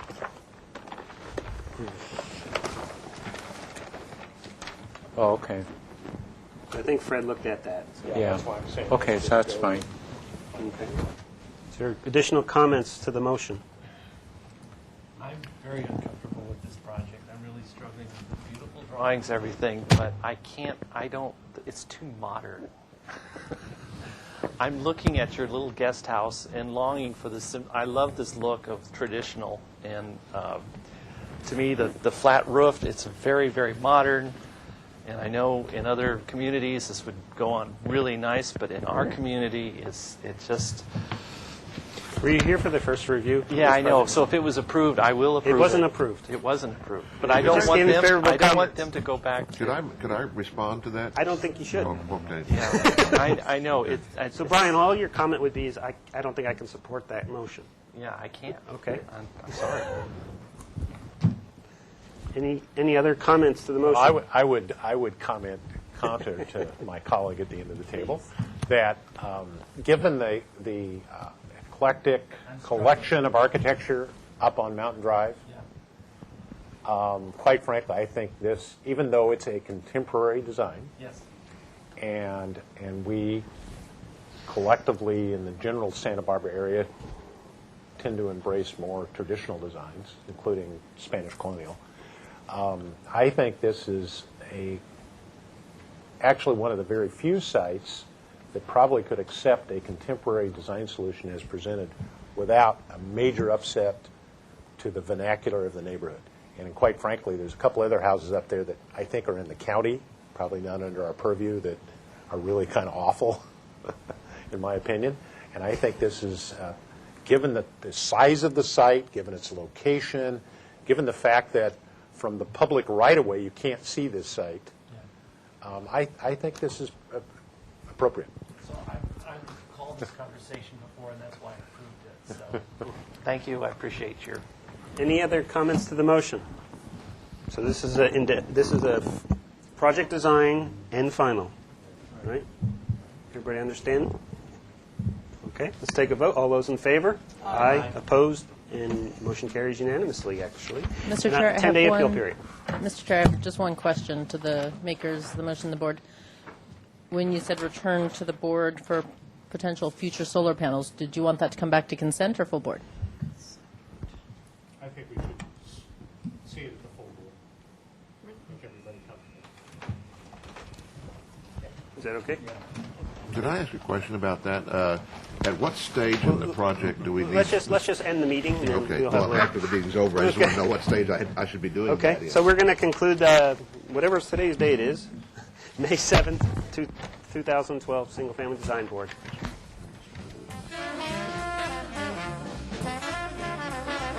Thank